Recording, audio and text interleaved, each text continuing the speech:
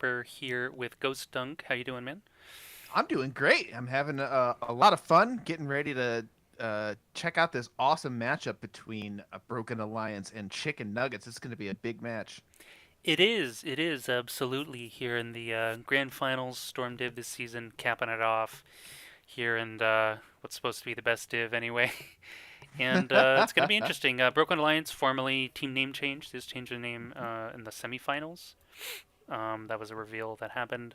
They took a pretty convincing win over FWC. Yep. Also, I believe our teams are completely reversed. Feels bad. So, Oh, you uh, just trolled yourself, man. yeah, super troll. Okay, well, actually, we have some mix. Okay, Nem for Houdini. Yeah. Uh, I think someone pointed out it's one of the best titles on a Reddit post in the Heroes of the Storm. Team name change has changed their name. It was pretty good. That is pretty good.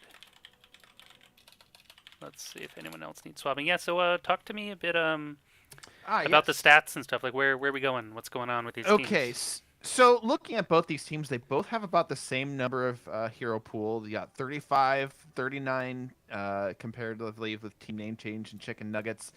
Um, call them team name change just because it's what's on my screen. Yeah, of So course, I'm of looking at things, course. but Broken Alliance, uh, they tend to run a lot of Deckard as far as their support goes, but they look to be a very meta-aware team Uh-huh. and they look to be a team that's willing to do whatever it takes. They brought out a new Barak, which you don't see very often That's in true. Yeah. NGS. They've brought out the Stitches in rare occasions. They can throw a Zeratul at you. Malthael could show up. Tassadar. They can run a lot of different things at you. But Chicken Nuggets is the same way. We saw in the playoffs, Chicken Nuggets ran the Zool tank.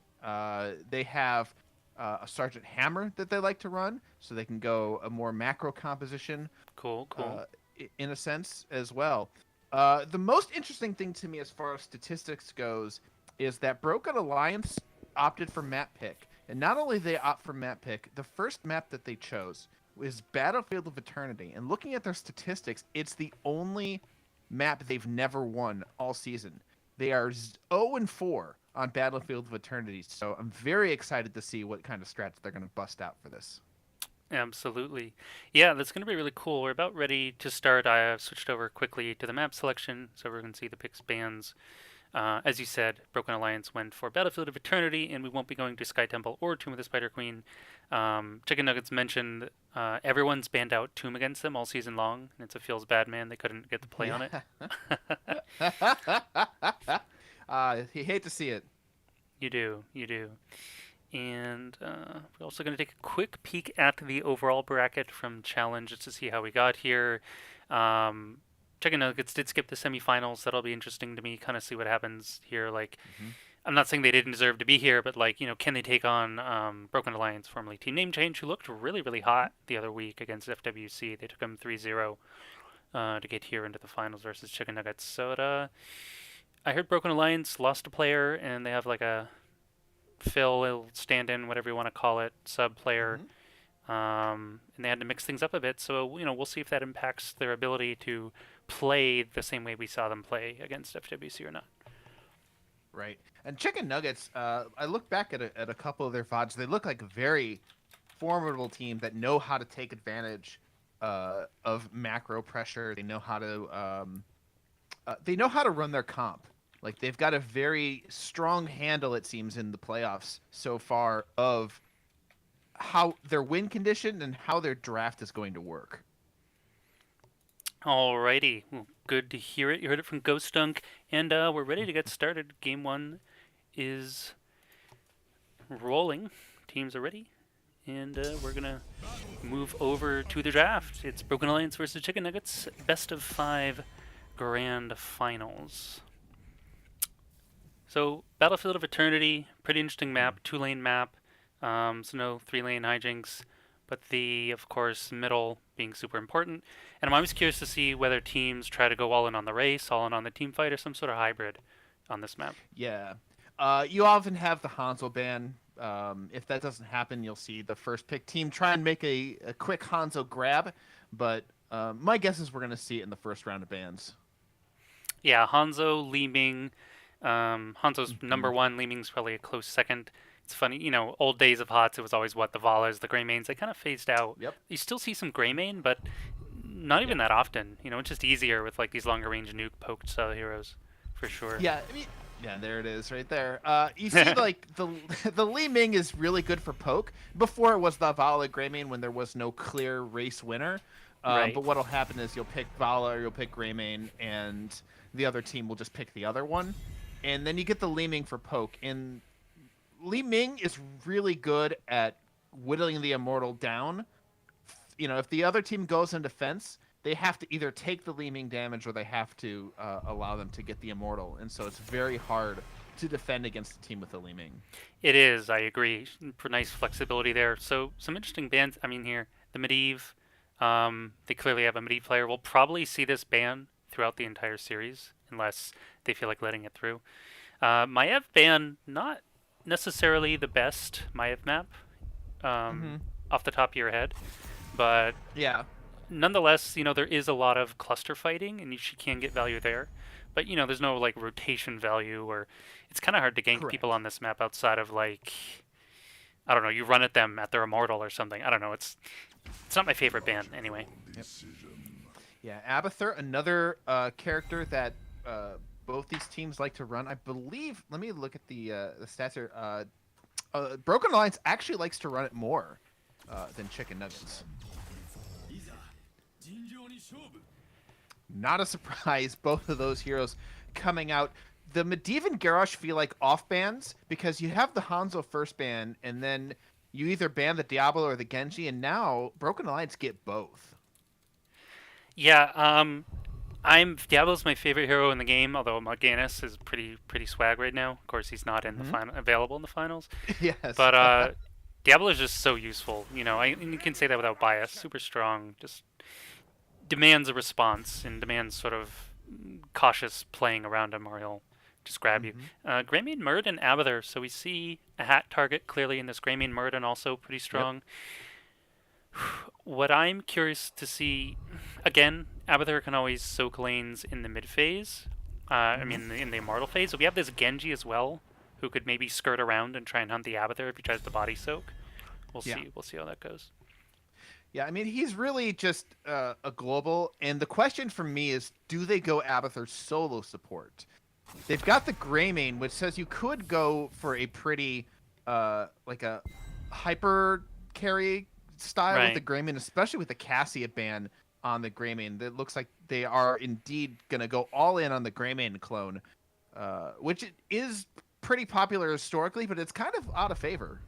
It is popular, or it can be like really strong. And quote unquote problem is they showed their hand early, which gives Broken Hmm. Alliance all the time in the world to respond to this wherever they want. White main's pretty darn nice. It's just so difficult once that hero hits level 10 plus to kill Hmm. anybody because she just drops Aegis and all her healing and mad armor, mad heals. It's like the Yeah. Malthael's. I feel like Malthael, maybe for race.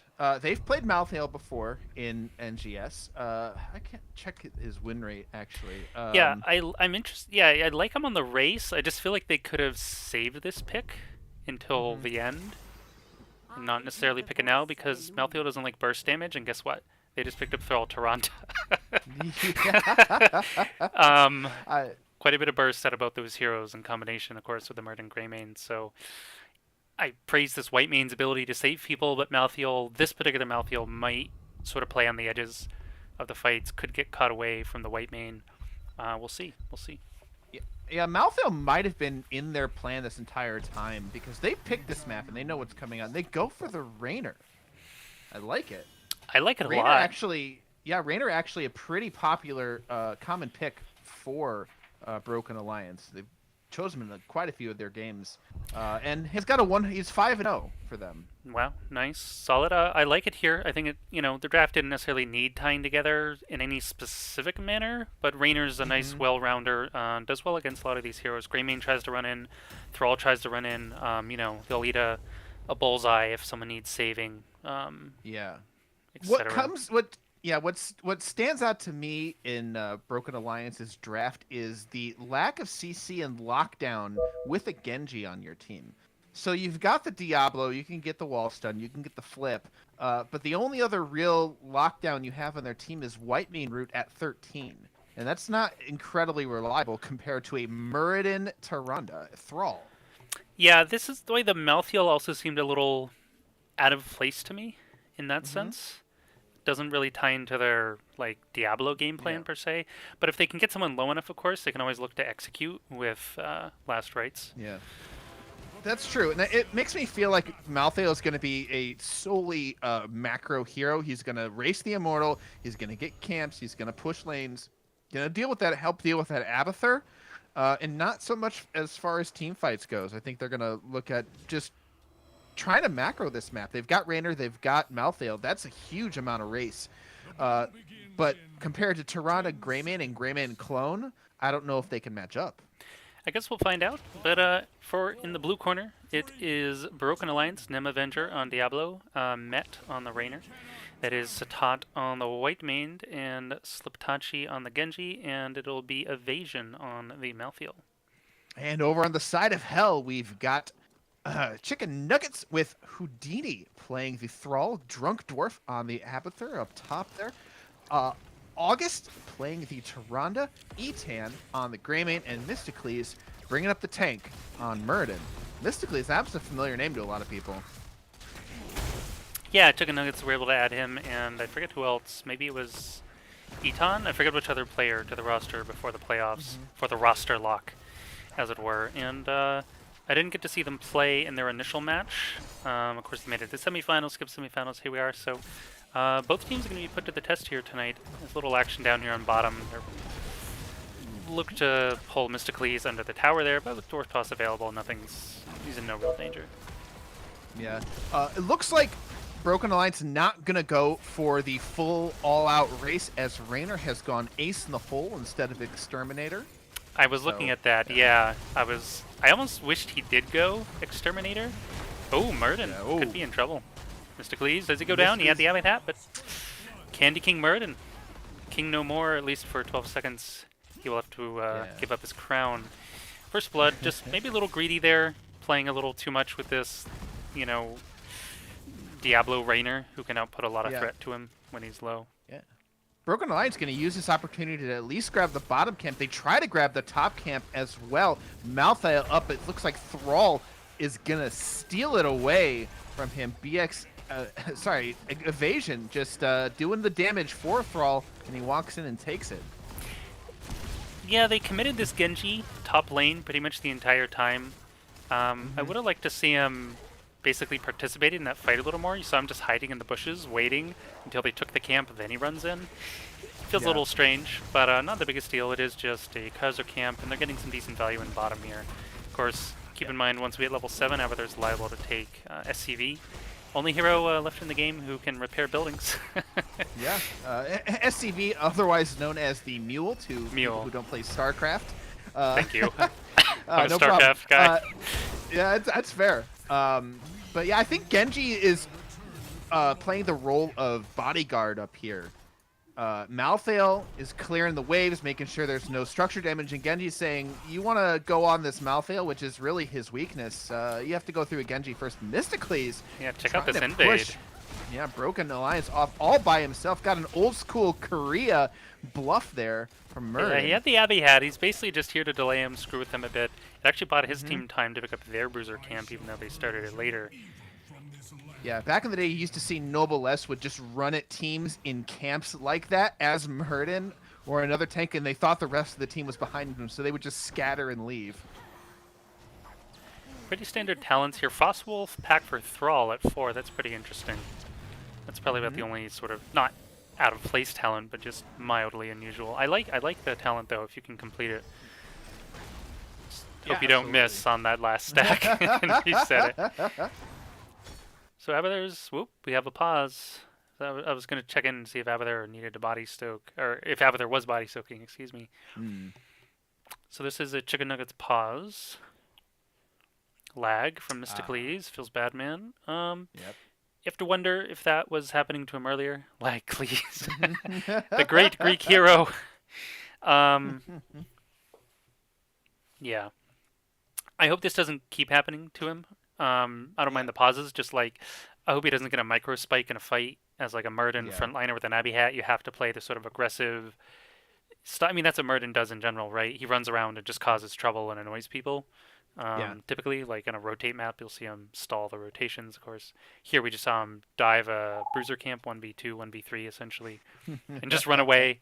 But he could get punished for that later against Diablo if he's not careful. Wall banged into a or a white main route later. Yeah. Technically, Bullseye can cancel the leap, but Raynor would really have to be on the other side of him for that to matter. Otherwise, Hmm. you just push him to safety. uh, Looks like we have a ready here. yep. We're ready. Abathur did go the heal build, which is seems to be the most common build. So Abathur not going for anything extra fancy like a like an auto attack build or any kind of extra push build. Just there to play almost a double support.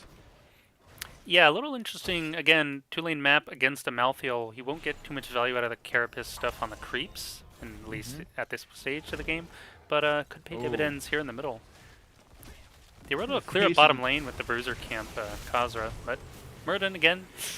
Murden's being forced to play pretty defensive, but he's also putting himself in a position like aggressively deep on purpose. So I'm curious to see if Chicken Nuggets can, tie together this Murden stun into Tyrande Arrow into Hunter's Mark into Greymane sort of combo. Yeah, Malthael playing a sort of sniper on this Immortal gets a little bit of damage on it, and now it's just is playing that half global row with the clear that he has. Arrow's off the mark, actually misses on the Diablo, and they're racing this Immortal. Interestingly enough, Broken Alliance is really ahead in the XP, despite being versus an Avatar. Houdini getting shielded here, evasion, trying to make something happen. But for now, Chicken Nuggets zoned out. Let's see what Broken Alliance can do in the Immortal race. Yeah, they almost had a kill on that Thrall, but the damage they've done to the enemy team allows them to get onto the Immortal, and it looks like halftime is going to be here for Broken Alliance. Yeah, this does give a little breathing room. We saw the XP evened up thanks to the Avatar. Malthael, though, does dash up there to grab it. Aton, thinking about going on Genji. They're here to defend. It's pretty hard to defend unless you can get multiple kills. Raynor is stunned up here, but he actually has the fight or flight armor. Will be fine. Nemavender dropping very low, but Houdini is the first to fall. Nem will be fine for now. Hit up by White Mine. Aton on the run. Can he get out? Evasion is chasing him down. Mysticles, though, may be in trouble from the Genji. Arrow goes out. Nice stall. Mysticles, though, doesn't jump very far. Can they find Oh, him? the jukes! He's got the hop over the wall, but Diablo Shadow Charge Mystically might have a way out. His yeah, he's got the jump off cooldown. He is safe, but man, Nem Avenger, those crazy good peels from the Diablo. They go onto the Raynor. Diablo comes in from nowhere, starts wrecking face himself, and Broken Alliance turns it. Yeah, that was really close. Raynor also had his own fight or flight, but Diablo, huge plays there, nearly goes down himself and then manages to run away. I like that Broken Alliance didn't chase this Murden. A lesser disciplined team would be like, I see low health hero, chase, and just leave the objective. Yeah. But they're like, okay, never mind this Murden, let's just go get the Immortal. Yeah, both these teams very smart in their macro and decision making. Looking at the XP, actually the push that Broken Alliance got bottom is really the difference in terms of structure damage that's given them the full level lead that they've got now. Of course, Abathur not being able to body soak also is down meaning XP as well. Nope. Aton getting got in here yet again. Can he escape? Tries to get the Abba Shield. Will go down to a Genji along with a Bullseye. Speaking of Genji, he's just in here with his Protect, wrecking Houdini. Mystically being forced to run. We'll see if Nem can grab him. He tries, but it's a little too late and does that funny bump effect that you see a lot with the Diablo. This is the problem with Abathur teams. Abathur's a late game hero, and while he buffs your team, and this is a pretty solid 4-man from Chicken Nuggets, it still doesn't really stack up against, the full squad of Broken Alliance at this stage of the game. Level 10s are here. Yikes, Ghost. Yeah, they've been snowballing this slight level lead that they've had and really taking advantage of all the kills they've gotten. Now you're in a 10 to 8 position where they could start thinking about turning around here, maybe getting some kills, but they get all the way to keep wall before level 10. Mouthfeel Oh, Nema Venture. is so bad at hitting buildings, and he's just like hanging out bottom. Oh. He's been bottom for so long, and he's barely done any damage to the fort. Yeah, that's just Maltheo things, man. He gets up there and he's like, "Come on, minions, help out!" And Yeah, because he can't basically. do anything himself. And Yeah. oh man, I started laughing so hard because they recognize that this bush should not be face checked. Tyrande throws something out, an owl out to Right. find them in the bush. Diablo realizes it's time to go murder and jumps into Peel, and Mysticles disconnects. It's Yeah, such bad timing. it like I said, you're this frontliner. It's not like if you're a backliner in UDC, it's usually okay because when you resume the game, you're still typically in your backline. But when you're the frontline tank and you DC, it's like oh, because then you're reconnecting usually like in the immediate danger zone, and it's tough. Yeah. At the very least, you're a tank. So, if you take a couple It shots, maybe you is. could. It is. No, Mysticles is playing this in my opinion, like exactly how he should be on this Muradin. He's causing trouble. Hmm. He's going deep. He's forcing a lot of abilities on his hero. He's been getting to safety just about every time, other than that one slip up bottom lane. But that was, like the first minute or whatever. No big deal. Yeah. So the question when we come back is, can Chicken Nuggets escape? Can they escape? We're very much at a to be continued moment. You can We are. imagine Mouth. the roundabout music playing in the background right Yeah. now. Oh, it looks like we're back. Okay, let us go back to the game. It switches to the talking screen. It's waiting for already. Muradin's still full HP. He has armor right now. From Tyrande, from what? Kaldari Resistance? Celestial Attunement, sorry. No, wait, why does he have armor right now? What am I missing? The jump. The jump, yes. Oh, everyone's ready. Resume. Here we go. Yeah, a lot of people forget that Murden's got that armor when he uses his dwarf toss. I had forgotten, which is why I asked. it's something that's such a slight thing, and his jump is usually used for an escape. Well, I So didn't a see lot him of- jump yeah. yet, so I was confused as why he had armor. I Fair. was like, I didn't see any Yeah. abilities. So they ripped Lightning Breath, everyone got away, and they're still contesting this. Down 10, they're going in here. Aton trying to make something happen, so is Mysticles getting pretty low. Here's a Phatic Strike from Genji, hits on 2 or 3. Looks like August is going to go down. No Tyrande. Yep. Houdini vanishes, much like the real magician. And Yeah. did Chicken Nuggets really need to do that? I think that they thought the lightning breath was enough to move back in. A lot of times, if someone's fighting you up 10, they blow their heroics, they don't kill you. You go back in because if they've used their heroics, they no longer have a 10 advantage. But it was only lightning breath. 4 heroics, I guess 3 with not counting Rainer, were up and Rainer's available, and passive. they used them. Evasion, Oh, though. but here comes the turn, though. Now that the heroics are down, they're back and they're in action. They're getting the kills. The damage going out onto Nem Avenger. Can he walk away? He does. Just white main things. But they're still continuing to chase Skliptachi in trouble. There's the dwarf toss, and there's the kill onto Genji. Yeah, so we just see multiple overextends here. This is going to hugely favor... Oh, Met, by the way, in a lot of trouble on this Rainer. Does dodge the stun, but he's going to go down. Oh my goodness, Oh, is White Main cursing in those- trouble?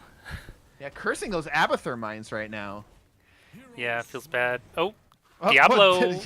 Nem. Diablo gets revenge. He does. Revenge of the Diablo. Okay, that's a nice kill. Yeah, just way over, Chicken Nuggets runs into the team, Aegis, X-Strike, Rainer. But then, Broken Alliance trying to keep this early, and their siege isn't particularly amazing, necessarily. Yeah. They just get stuck under the fort, and Chicken Nuggets organize it. Get some mad kills. 3 kills. Not that mad, but pretty big improvement over none. Yeah, and more importantly, they get a lead on the Immortal. Here comes some Lightning Breath out. Greyman goes in for the kill away from the Lightning Breath. Evasion goes down. E-Town is super low. Skliptachi finishes off the kill, and now they're looking onto the Clone, Abathur yeah. clone. Yep. And they mentioned- get out. So 1 for 1. I mentioned how Malthael hates burst damage. You see how he's just melting to this focus fire. I was a little concerned. He's been, I believe he's top XP contribution, or at least he was, last pause. Maybe not now. Yeah. So he's doing that job, but out here in the middle looking a little weak. I don't think we've seen any last rites executions either because he's just been going down too fast, and or he hasn't been there. Yeah, the only last strikes we saw was from that previous fight where they were up 10 away from the heroics, and Broken Right. Alliance trying to get as much as they can on this Immortal, but they're pushed off by Chicken Nuggets. Halftime incoming. 13 though. There's Broken Oh, Alliance still has this level lead, so we'll yeah. see if they try and just grab this 13 while defending. Malthael is in the top lane soaking it up. Avatar being forced to defend bottom. Avatar did not go Mule, by the way. Went Vile Nest, so no repairs available. Which is a little bit surprising, but I'm not in 100%. Vile Nest actually netted a kill, so already Yeah. worth. Echoing on to Misclees, and just a passive defense, neither team willing to commit just yet. Yeah, 13 is here for BXA, so this is pretty good. Minor power spike, or fairly big power spike actually, especially considering the white main route.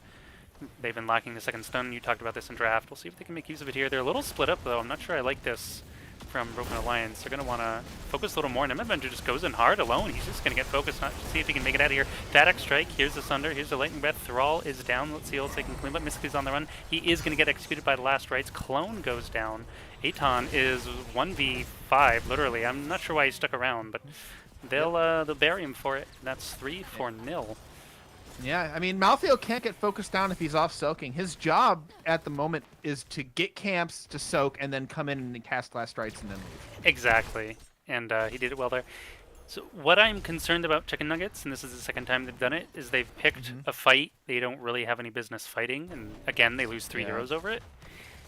I want to give Nevin Avenger credit, though. That was a good bait by Diablo. Diablo calculates that he's going to survive. He gets hit by the Immortal Stun, gets pushed into a slightly unfavorable position, but Genji is right there to follow up on the kill. And as they're all trying to burst him down, they all die. Yeah, that was pretty nice. He went in hard. Diablo things, full soul Diablo is pretty hard to bring down, even with this like Tyrande Grey main. They don't have percentage damage for the Diablo, and while they have pretty good burst, it's still a lot of HP to chew through. Mystically's though, oof. The last rites is up, he has to watch out. They still don't necessarily have like a finishing move the way Broken Alliance does with this Genji and this last rites and so on.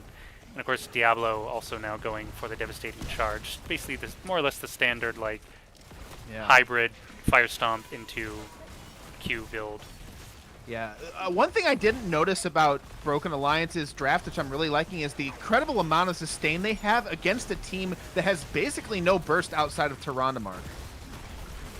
Drunk Dwarf will get cloned here, but Diablo's just ripping the Lightning Breath to secure this keep. Good job. Nothing Broken Alliance, Chicken Nuggets can do without this. The Abathur clone will just run in and try and get some damage. Oh, they're actually picking this fight, but Muradin is just here alone. I don't think he can get out. He's executed. He's down. Houdini's in way too deep. Tried for a Sunder play. He's just going to drop.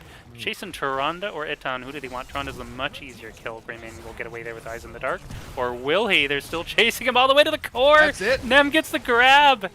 That is it, ladies and gentlemen.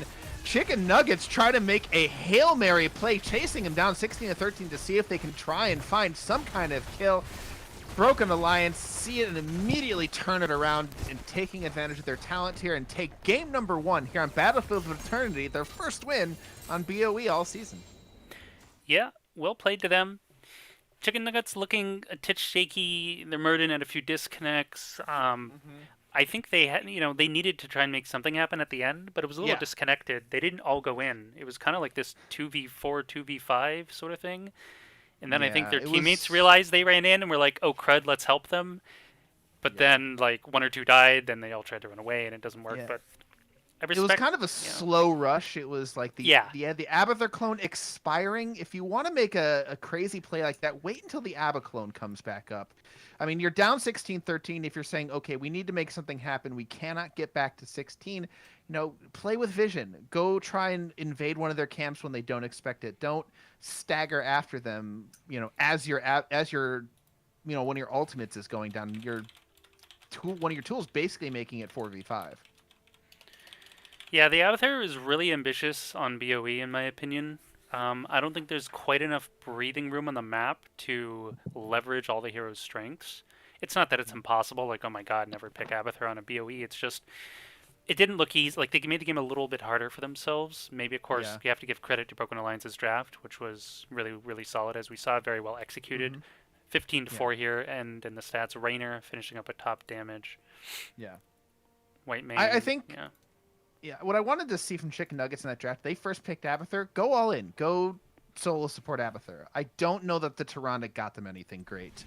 It didn't, and this Tyrande Abbey support was a little weak. And not necessarily can't like Tyrande can't just press buttons and make stuff happen the way Whitemane can, or a Hmm. lot of other supports, the Deckard, Yeah. Malfurion, Stukov, what have you. Like I love Tyrande, but she is utility, and if you can't leverage that utility, she's going to look a little weak just on the healing front. Yeah. I mean, the Greymane has got a lot of burst with Go for the Throat, and Abathur Greymane Cone will rip people up, but you got Whitemane Panic button available to you, and outside of that, you've got self-sustain from Malthael and Raynor and Diablo, and then Genji is just kind of, moving around. You saw they caught him out once, but Yeah, he has his Genji's dash, has his yeah. protect. Like it's hard to grab him. Yeah, it's hard to pin him down, and while Broken Alliance's comp was lacking CC, the composition of Chicken Nuggets was kind of lacking a finisher. It was. It's true, and that's kind of what we talked about. Like we saw him Hmm. get Diablo low so many times. They didn't have this kind of Genji, a hero Yeah. with reach like Genji, no sort of like percentage based nuke or just big nuke in general, like one button to try and finish somebody off. So we'll see if they can bring that back in game two or not. I believe you're going to Oh yeah, coordinate for us here yeah. on the Yeah, we maps. had to find out what map they are gonna bring us to.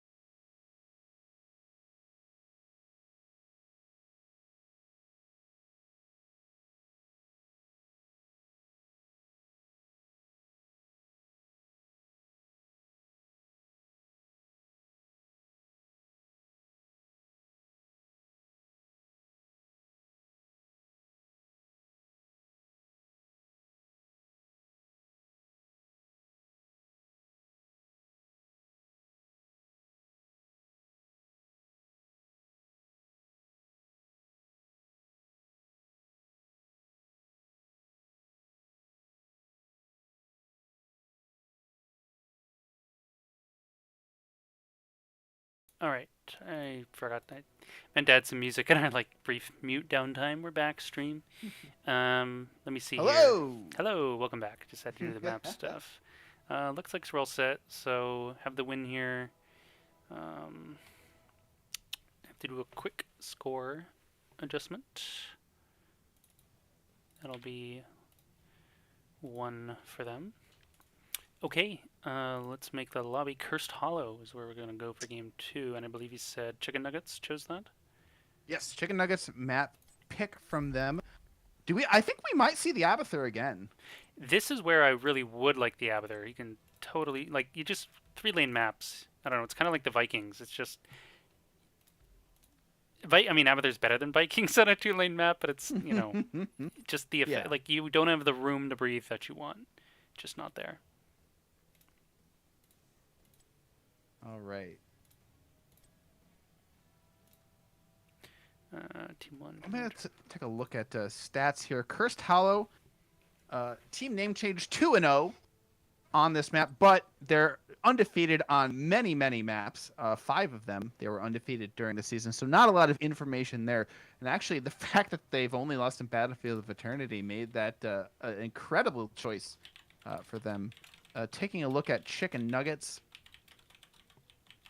They are 2-0 on Cursed Hollow, the only map they have not lost on. So I could see that them liking this map a lot. I'm gonna see if I can find what they've done on Cursed Hollow in the past, but Abathur seems likely. Junkrat actually might be likely. Junkrat a favorite of Chicken Nuggets. Makes sense. Pretty solid map for Junkrat as well. Mm-hmm. You can interrupt the tribute, especially if they go Abathur. I could see Junkrat working very well with an Abathur macro style composition. Absolutely. Yeah, I wouldn't mind them trying it again, slightly tweaked here on Yeah. Cursed Hollow. It definitely they just didn't. They needed the game to last another 5 or 10 minutes on Yeah. what BOE to have like a better chance at things for their composition to start getting some of those like later game Abathur talents mostly. Yeah. Or Murden gets a lot more survivable, more damage at a gray main. Like he can maybe get the Alpha Killer. I believe it's Mm-hmm. 16 against this Diablo, some Yeah. percentage damage. Yeah. But I would. yeah, Yeah. Looking at their history, I would expect Phoenix. They've played Phoenix both times they played Cursed Hollow in NGS.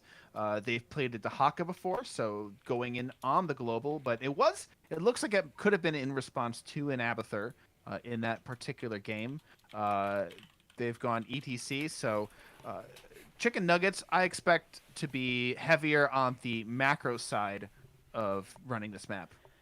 yeah, they didn't really get a chance to shine in their macro last game, so I would like to see them. They had you could see their idea, and maybe it would Mm-hmm. work, but I'd like to see them put themselves, in a like slightly easier to execute win condition, and see if they Yeah. can, just make the game competitive. Yeah, I agree. By the way, if you're wondering, Phoenix was not picked for Planet Cracker in either of those Cursed Hollow game, although that is fun. Yeah, I can get those across the map. Silly things, or even like even around maybe like a boss pit. Not even that bad if they can catch the right angle. Yeah, if you catch the right angle and you do the Hero League thing where somebody gets down to 1 health, taking the boss. Yeah, But that this is yeah. Storm Division in NGS, top players on all of these teams, so I don't expect any shenanigans quite like that. What you do is you wait for the boss to root somebody, then you planet cracker them. Oh yeah, can't, yeah. I mean, can't which move. is gonna happen for sure, right? Yeah. Alrighty, our teams are ready for round two. Let us get underway.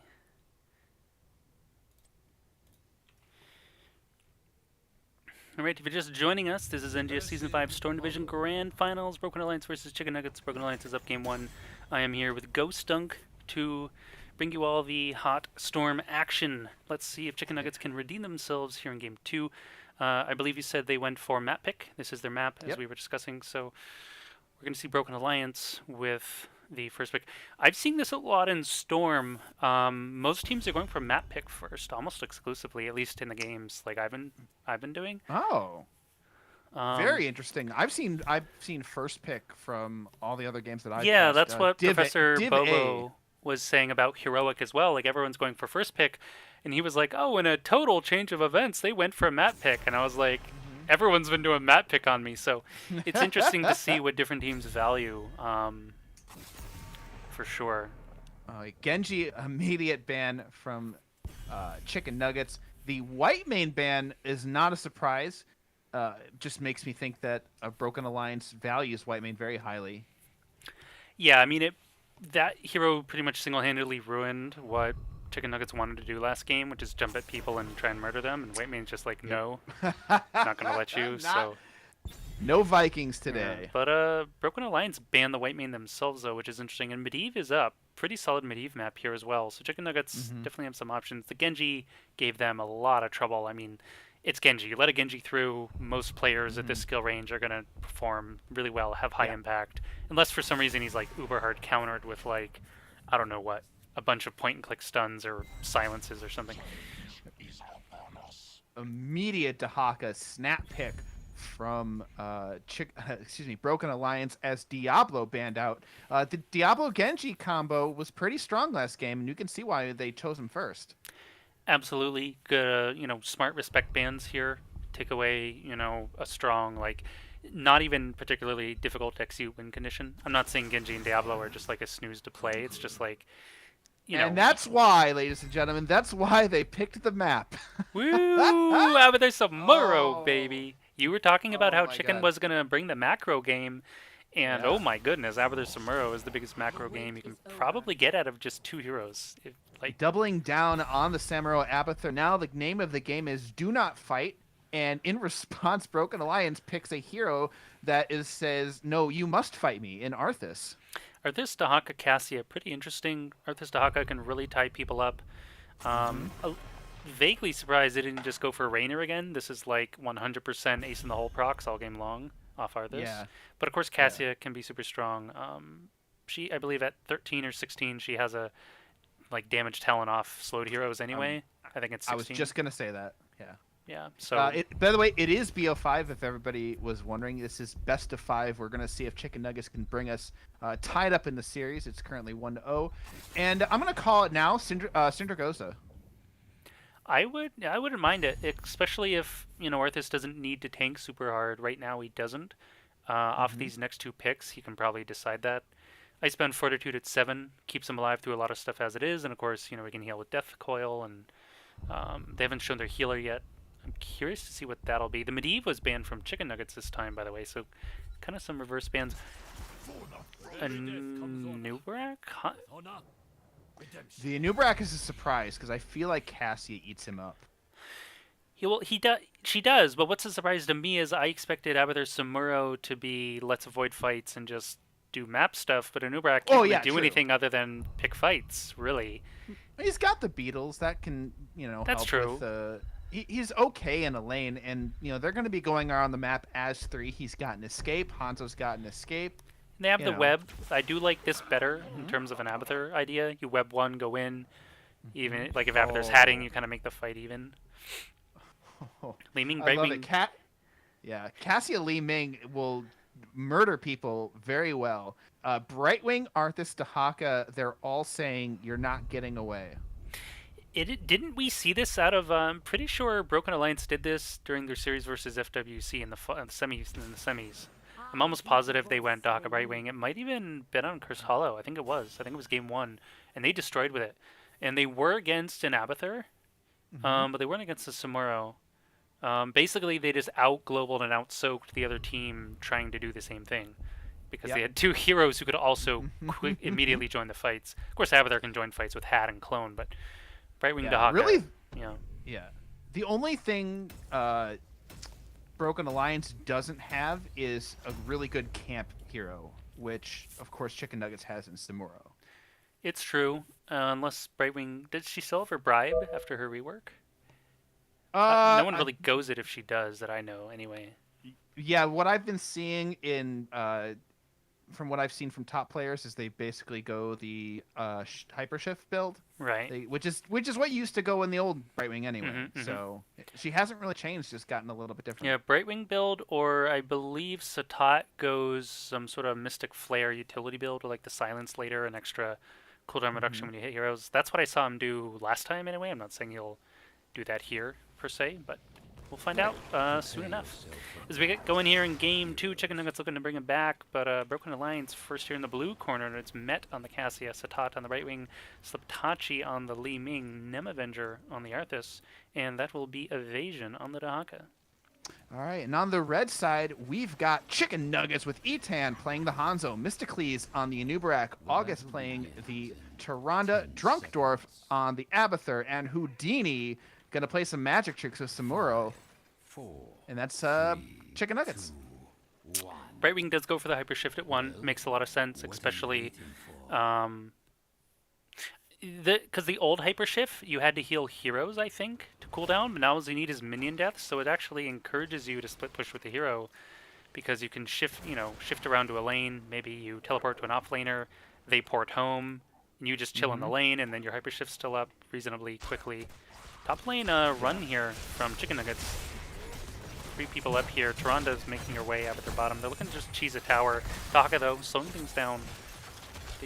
Yeah, this is another thing the Anubrak helps with the Beatles. You can just move top, cheese a tower, Samuro, and now it's forcing Broken Alliance to respond to it, and that's going to be rough for them having to respond to this. Polymorph. Zamuro, he gets out with the mirror image. He jukes, but it's not enough. Down he goes to the Li Ming. Yeah, good fend by Cassia to step up and grab him. Li Ming with the flank and Samuro's life. Dahaka has Burrow up, and it's going to end the macro advantage of Chicken Nuggets. Yeah, Samuro initially dodged. I think he dodged magic missiles, but ate the orb, or maybe vice versa.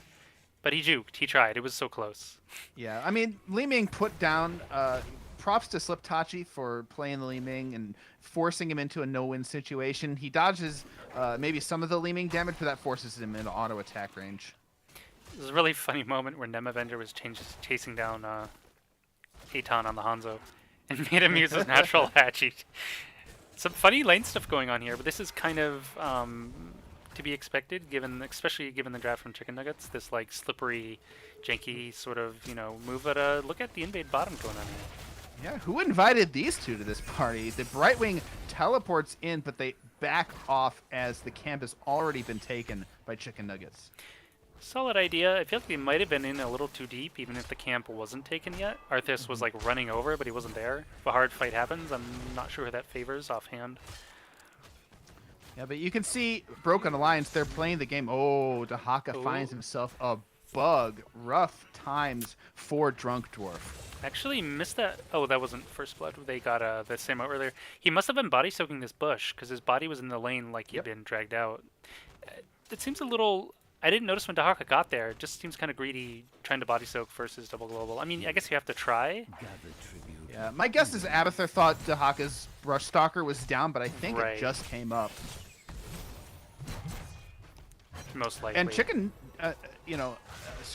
Broken Alliance doing what you have to do against this comp, and they're trying to be as aggressive as possible in terms of fighting early. They are, again, trying to abuse the pre-10 Abathur. Mystically's getting a nice double stun here. Can't invade, though. They're going to be forced to run. Samuro is bottom, so they don't have the man of many mirrors and images here to help them out. Nice camp steal, though, just as his tribute comes up. It'd be hard to imagine that Chicken Nuggets can get this trip. I mean, Brightwing can also teleport in from bottom if they want to. Like, I don't see any way. Yeah, Chicken Nuggets just giving this up. Yeah, and right now, Nem Avenger, all that's going through his head is just smork, smork, smork, run it down. So Dahaka left, which means Chicken Nuggets can step up, and they are. So I feel like this was vaguely a mistake. We'll see if they can still get this at this point, because this is now a 3v3. It's no longer the 4v3 that it was.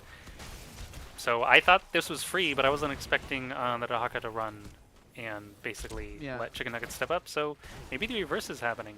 Maybe Broken Alliance is just going to give this up. I'm not sure. They don't really want to commit the Brightwing. So you get a Brightwing. She's owning Samuro bottom. I was like, what's going on? So I see a Samuro running away. Brightwing. Oh, Brightwing, I love you. It's so great. But Chicken Nuggets don't seem to have the team fight going for them as much, and Broken Alliance maybe feel confident in fighting them head-to-head in even battle. Seems like they do. Oh, almost for is. Mystical Easier. Last millisecond, but they still get the trib. I feel like the team, Chicken Nuggets could have stepped up. Their health bars are fine. Their mana is like 75% in this on August and A10. Like they were, I don't know. They committed that hard and stalled, which is good for them. Yeah. But two of the heroes on Broken Alliance, the ones channeling the trib, I think it was Li Ming and Cassie or something. They were actually pretty low. They were like at 2/3 health. So vaguely surprised they didn't just dive him again. I guess they were worried the Brightwing could come in and maybe turn it around. But they have this Abathur hat too, so I don't know. Yeah, it's a difficult calculation for Chicken Nuggets to make. You say, okay, this is a 3v3, but at any time, two heroes can come in and make this a 5v4 with the Samur in the off lane.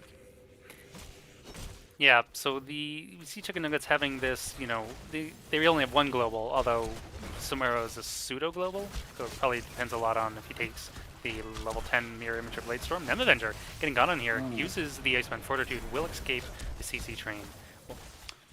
I will be absolutely flabbergasted if Samuro goes Blade Storm So will I. instead of Illusion Master. That will be like, why did you bother picking Samuro if you didn't go I Illusion 100% Master? agree, but sometimes players do interesting things.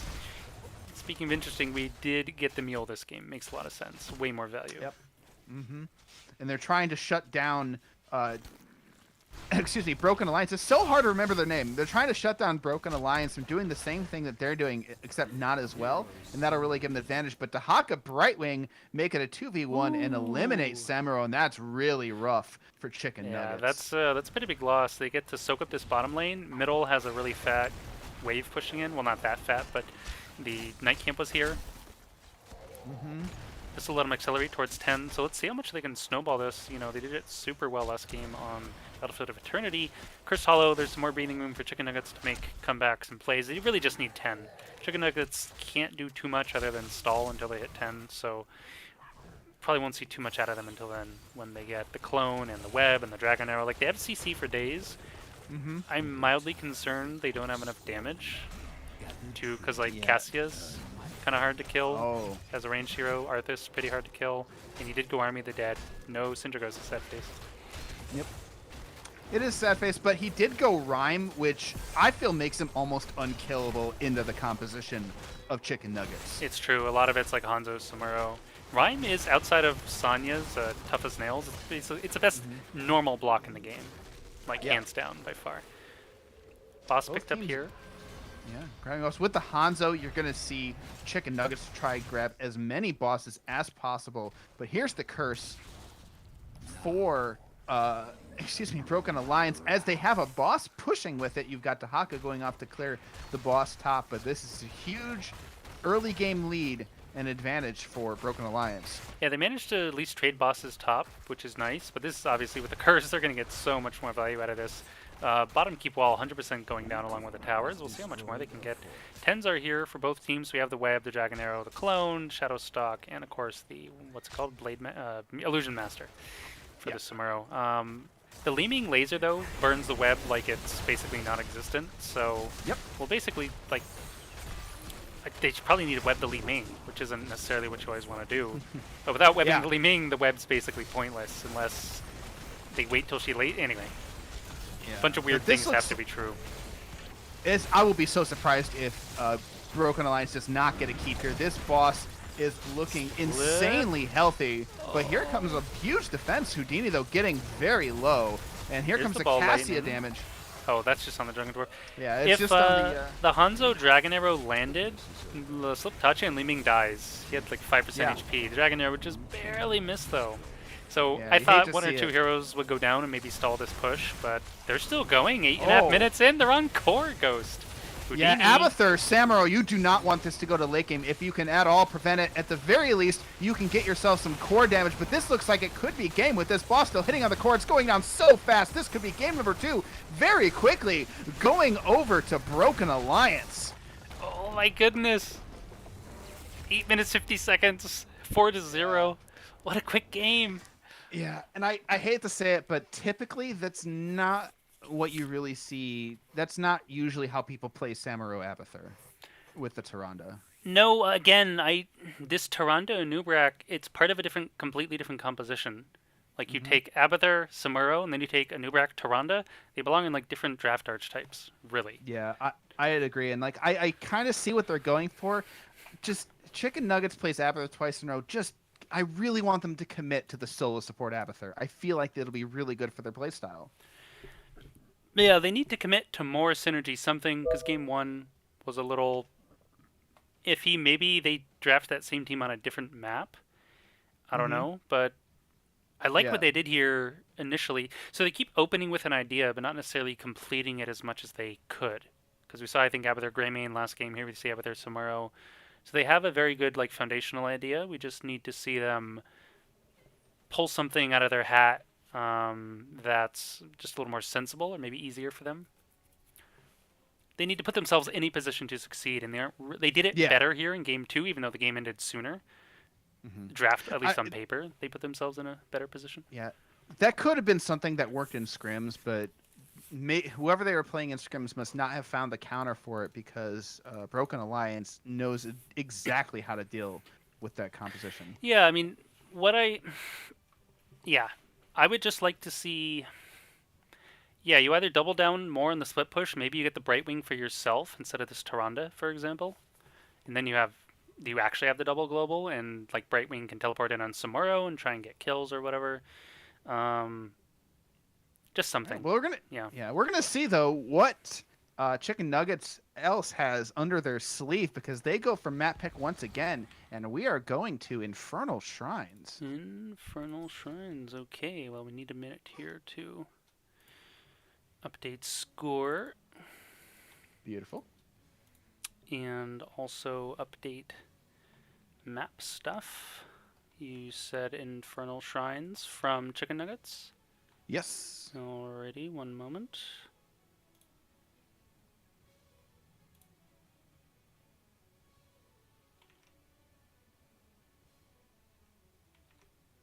And I really want to see Chicken Nuggets bring out something really strong on this map. It seems like they have some kind of plan prepared for each map, and I want a game four at least. Let's bring us up to 2-1.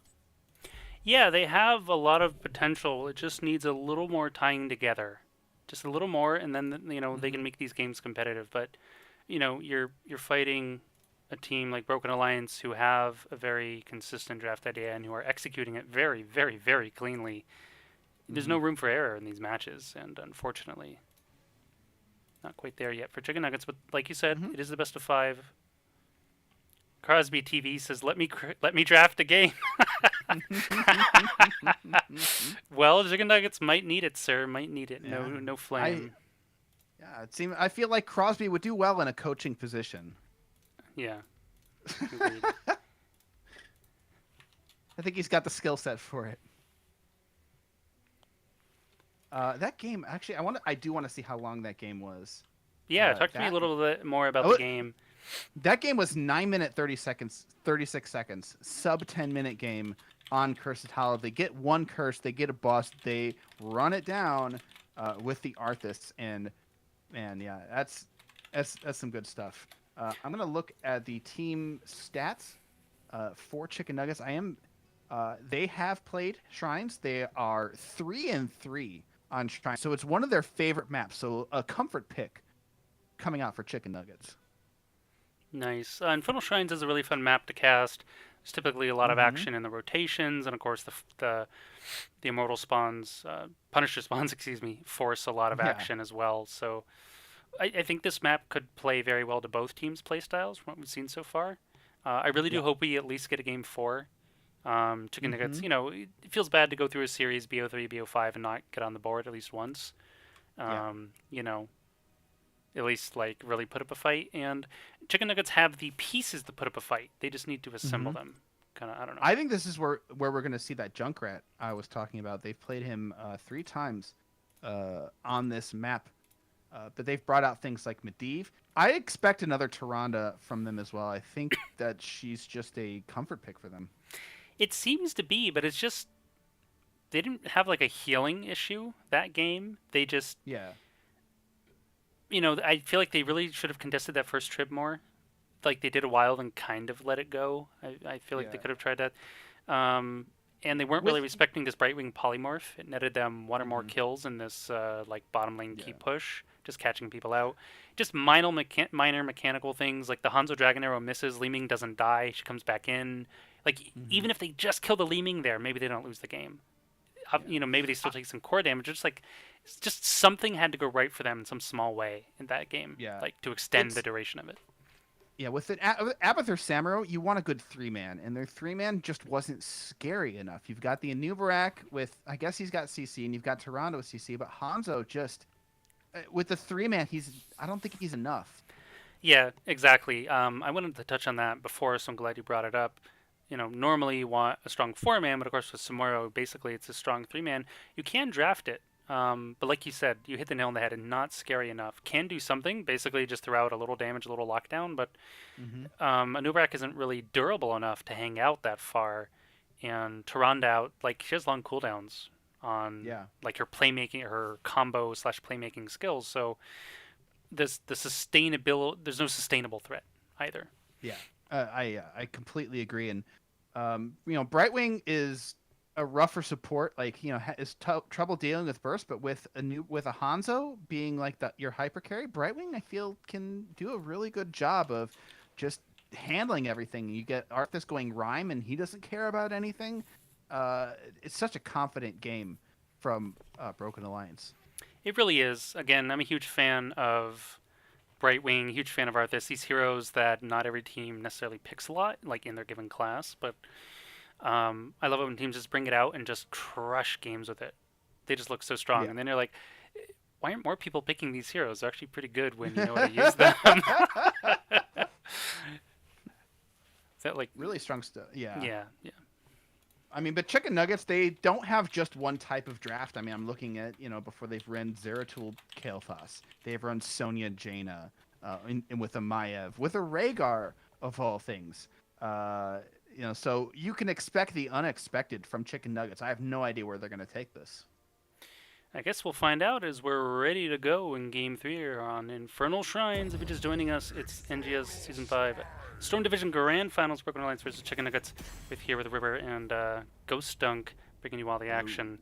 Broken Alliance is up 2-0, so this is elimination game for Chicken Nuggets. I really like some of those heroes you just mentioned, and I really think, this Jaina, this Kael'thas, Junkrat, Chicken Nuggets should bring out some of these just easier to use, press one or two buttons, make big stuff happen heroes. Make your life easy, Yeah, they've shown in previous games that they are really good at coordinating together, and they're so far the style that they've played has been all over the map. It requires a lot of intricate movement. They're very good at figuring out their win condition, but it's been they're trying to they've done some really complicated stuff. So let's just see what some standard play standard, I think is my advice. Just getting a little too fancy, a little too cute with these draft ideas. Like I'm the first to say draft anything, play anything, but it needs to be cohesive enough that you can execute. It has to be still a functional game plan, even if it's quote unquote out there or different.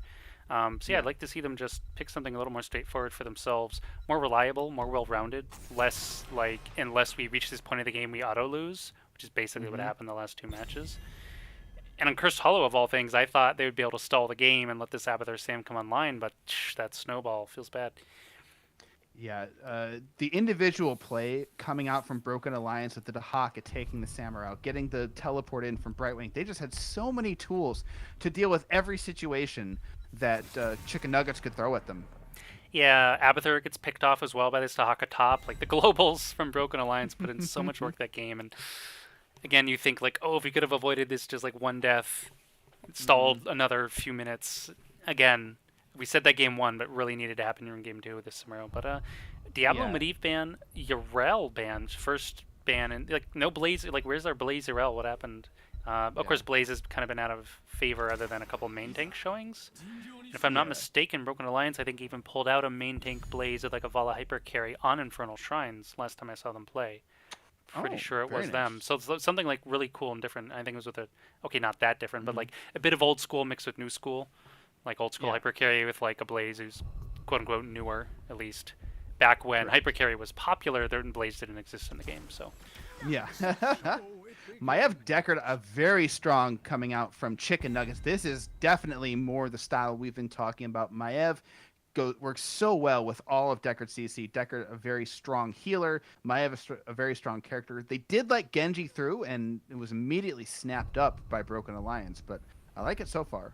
I do. I completely agree. Way more straightforward, and hopefully they can layer on another one or two heroes with this Maiev Deckard to make a lot of sense. Hey! Abathur, Genji, Johanna, okay. Yeah. Broken Alliance are okay, you lost twice with Abathur. Let's see if we can win with it, I guess. I think Broken Alliance are going to commit to this. I think they will commit to the solo support. Abathur works very well, especially if you get the Genji. You've already got the... maybe they're trying to get them into a support ban here, which I think would be a waste on them. And actually, I don't know what they should ban. Follow up, okay. I wasn't expecting an Uther ban of all things. But I like what you're saying. Johanna's already pretty self-sufficient. She has her own cleanse, can have her own heals depending on her talents. Genji doesn't need too much help traditionally, so I would like to see a more harder committed just Abathur solo support draft or something like Yeah. that. I don't know. Maybe for some reason they throw in a Tassadar or something. I don't know why Yeah. they'd need I like mean, an auto attacker for that, but yeah, but I said that support band might be a waste, but the Uther I think is pretty smart. Divine Shield, Genji with Dragon Blade and an Abathur hat, that's pretty scary. you're right. It also can really stall the Maiev jumping in just with his basic Mm-hmm. camera justice stun. Yep. Um, and of course, we've seen some pro teams do like weird Uther frontline pseudo tank style shenanigans. Of course, they already have this Yeah. Johanna, but okay. So they're committing to the die. So Tyrael and Maiev work well together. Whoa. I'm not really sure what the Dahaka's role is. I mean, I I know mean, what probably his to role. match the Abathur, I think. Right. Okay, that's fair. I meant his role like directly in team fights in combination with All like right. Tyrael and Maiev Deckard. I guess he can always try and backline and disrupt. But right now, Johanna Genji are running at you. They're not, Mm-hmm. and they can escape Dahaka anyway. I just like there's not enough. There's not enough damage yet from Chicken Nuggets. They need a really like heavy last hit pick hitter. All right, so A they don't. Yeah, they don't solo support Abathur, but Karazim barely a support. yeah, he's gonna go Iron Fist and just be punching everyone in the face, along with like Genji carries him, a lot of reach. Mm-hmm. Cassia, like short range reach. Johanna Yep. doesn't really have any reach, but with her condemned talent, she can be a little more speedy. I'm thinking Yeah, of the Eternal Johanna. Retaliation, but that's the CD reduc. Yeah, the weird thing about this draft for me is the Tyrael main tank. That's not something you see anymore, and until BlizzCon, which every year at BlizzCon, Tyrael seems to make some kind of resurgence. Like you don't see the Tyrael main tank anymore. It's true. So at least they get the Jaina. Like we talked about Jaina, Junkrat, a Kael'thas. Like they needed something with this Maiev, like something heavy. Mm-hmm. Jaina's like almost as heavy as it gets, more or less. She's Yeah, arguably one of the better mage combos with Maiev, maybe the best, depending on your point of yeah. view. Um, I mean, and the other thing with Warden's Cage is it's easy to punish if you throw a lot of AOE damage or you start, using Dragon Blade inside of it. Maya's Cage becomes her own prison. With Tyrael, they've got Sanctification to prevent that. And they could always call an audible. And Tyrael Judgment, not that bad of a talent. exactly, it's true. I'm curious. Yeah, this is what I'm really wondering. Like, how much are they going to commit to this Maiev dive, or are they just going to try and play it? I don't know what's the phrase, closer to their own backline, closer to Deckard, closer to Jaina to try and follow things up. Mm-hmm. Both teams have some interesting reach options. We have this Yeah. Genji and Karazim. We have this Tyrael and Maiev. So it's gonna be a battle of the dive, sort of. Yeah. It's Uh, yeah. good. It's Broken Alliance for match point. They're up 2 games. Can they close the series out here on Infernal Shrines? We'll find out. It's Broken Alliance in the blue corner with Nem Avenger on Johanna doing a dance, and it's Evasion on the Abathur. Loving it. We will have Met on the Cassia, Satat on the Karazim, Sliptachi on the Genji yet again. We saw that in game 1. And on the side of hell, we've got Chicken Nuggets with Etan on the Maiev, Drunkdorf, on the Dahaka, Mysticles playing the Tyrael, Houdini on the Jaina, and August rounding it out on the Deckard Cain.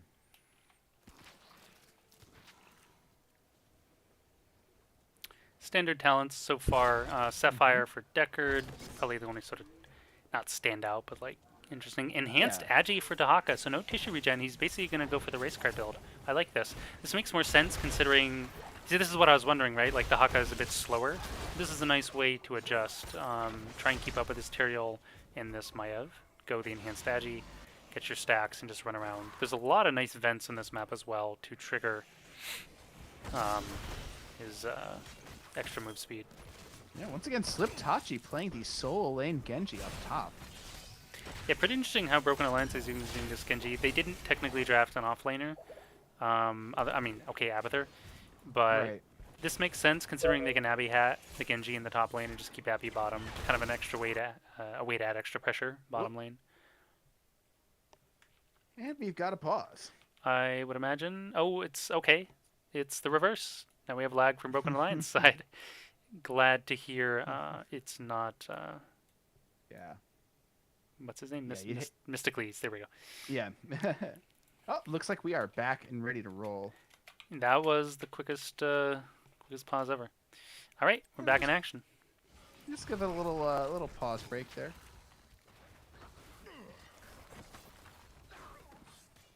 Someone called for Insight Karazim, but alas and alack, it's not going to happen. It is the Iron Fist Karazim.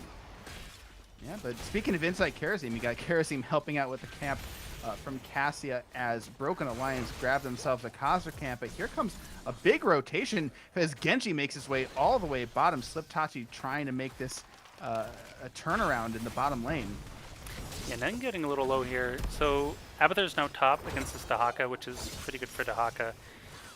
I'm not sure they needed the Genji to come all the way down here, but he did. I think they wanted to push with the camp. You get the camp, you send Genji down and say, hey, can we get something? If we get a kill, you take that Khazra camp and you take front wall. It's true. I think by the time he got there though, Nem Avenger had already been kind of zoned in pretty low HP. He was like half or less. I think he had already Zion skin, so it looked funny at that moment, but by the time he made the rotation, it probably made a lot more sense. Yeah, Mystically's doing a good job on tank, though, being very aggressive in his rotations. They were very much on the side of Broken Alliance's map, but we have an invade from Broken Alliance as they're going for more. It's a 4v4. The Khazra camp is taken by Chicken Nuggets, and they push them off. Yeah, a little late there.